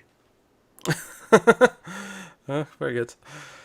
Dear. I guess we're done. This is weird. I almost don't want to end because it's the last Twin Peaks review. But yeah, but we've got lots of other stuff to watch and discuss. We do actually. That was something I was sure that I wanted to do at the end of this, because I feel like a lot of people probably found us through Twin Peaks. Have probably just been watching us through Twin Peaks. They may have tried other stuff, but I think it's probably worth mentioning other shows that are coming up soon that we'll be covering that fans of Twin Peaks might like or might fill the void or whatever. So first and foremost, I think the obvious one is Mr. Robot. Yeah, it's coming up in October. We're very excited. We've been watching 1 and 2. Obviously, we covered all those, but yeah. Well, one's a bit weird because one was before we were really what we are. Because yeah, funnily enough, I think season 2 of Mr. Robot, our reviews for that are kind of where we became, like, our reviewing style kind of became what it is through that season. We started with a bit shorter videos, and then it kind of developed over the course of the season. And then by the season finale of season 2, where we're doing like almost a full hour, like, interpreting things and yeah. And I think most shows of that caliber, we typically talk 40 minutes to an hour on any average episode. Yeah, that that Westworld, Handmaid's Tale as well. Earlier this year we did that. Obviously, we've been doing The Leftovers. That's got a similar level of discussion. Yeah, that's a legacy show. But I'm just saying that that style of discussion. I'm just thinking of stuff coming up. So we got that. We got Black Mirror's coming up soon. We don't have an exact date for that, but that is coming up later this year. Those prove very meaty in terms of discussion, interpretation, and analysing what the things are about and whatnot. Of course, if you like the Stranger Things, we have Stranger Things. That was atrocious. I didn't even mean that. I just kind of said it accidentally. That's coming up. Speaking of Netflix, that Mindhunter show's coming up. That's the David Fincher produced, crime serial killer thriller is coming out. And then we also have a couple of other things here or there. The new Star Trek show, of course, but very different. That's obviously going to, I imagine, much more light than Twin Peaks is, but lighter than Twin Peaks, but probably more than what we're expecting from Star Trek. Yeah, it seems like it's probably going to be the darkest Star Trek show yet, which Yeah, and they're talking about being really serialized, so there might be stuff to really dig into on that. Yeah, very possibly. And I'm sure there's other stuff that I'm forgetting. I mean, once we get into next year, we'll have Better Call Saul. Oh yeah, that's after Christmas. Yeah, Better Call Saul, Westworld, The Expanse, Expanse, all that stuff. And of course, actually, The Deuce, which the first review is already up of that, but that's from the creators of The Wire on HBO, so that's just about to start properly on the 10th of September. So we'll be reviewing that. So that's just all the kind of sort of the bigger, meatier shows that we'll be talking about over the next little while. There's probably more that we've forgotten. Probably, and there's probably going to be ones that come out of nowhere that we didn't see coming. But that is what's coming up in the next little while. So, if you've been enjoying these Twin Peaks discussions, see if any of those shows are, because maybe you've not tried any of them. Maybe one or two of them might be your kind of thing, and give them a try. So no, I guess with that is. Thanks for everyone who's stuck with us throughout this entire season of Twin Peaks.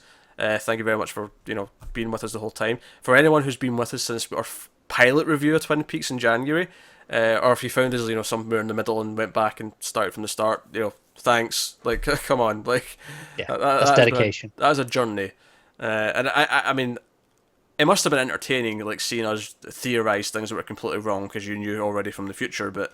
I almost think that'd be frustrating to, have us talk about something weird. Oh, maybe it's this, but you've already seen. And you're like, no, shut up. Just get on with the actual stuff. Yeah, no, thanks for sticking around. It has been quite the trip. Let us know in the comments, of course, what you think of this finale, this episode, this season. Do you want more? Do you think there should be more? All of that. Let us know in the comments. We'd love to hear. I guess you really don't want to end, do you? No, I guess we're done. I guess that's Twin Peaks. I guess, at least for now. Death is not an end. It is simply a change. Very nice. And I guess in Laura's case that was true, because she didn't die. She went to this other universe. She changed. She changed. Oh, God. It's been a hell of a ride. Hell of a journey. Thank you very much for watching, guys. Keep watching TV. Guys on patreon.com/MailFuzzTV if you want to support us, and mail_fuzz on Twitter. All those usual things I plug at the end. It seems kind of frivolous at this point. I guess the last one I'd say is come join the Mild Fuzz Facebook group. You can do that. Yeah. We really discuss a lot of stuff. Not just Twin Peaks, obviously, but everything. In fact, if anything, there's hardly any Twin Peaks discussion because hardly anyone else there watches it. Yeah, but a lot of other TV. I'll you sad people talk about Game of Thrones, which I just ignore. I mean, it's not as good as this, don't get me wrong. I'm not putting that there, but... Of course it bloody wasn't, isn't. Yeah. That has been the finale of Twin Peaks. This 2-hour, 40-minute plus train wreck has come to a close. Thank you once again for watching. Keep watching TV. Have you got any vanilla?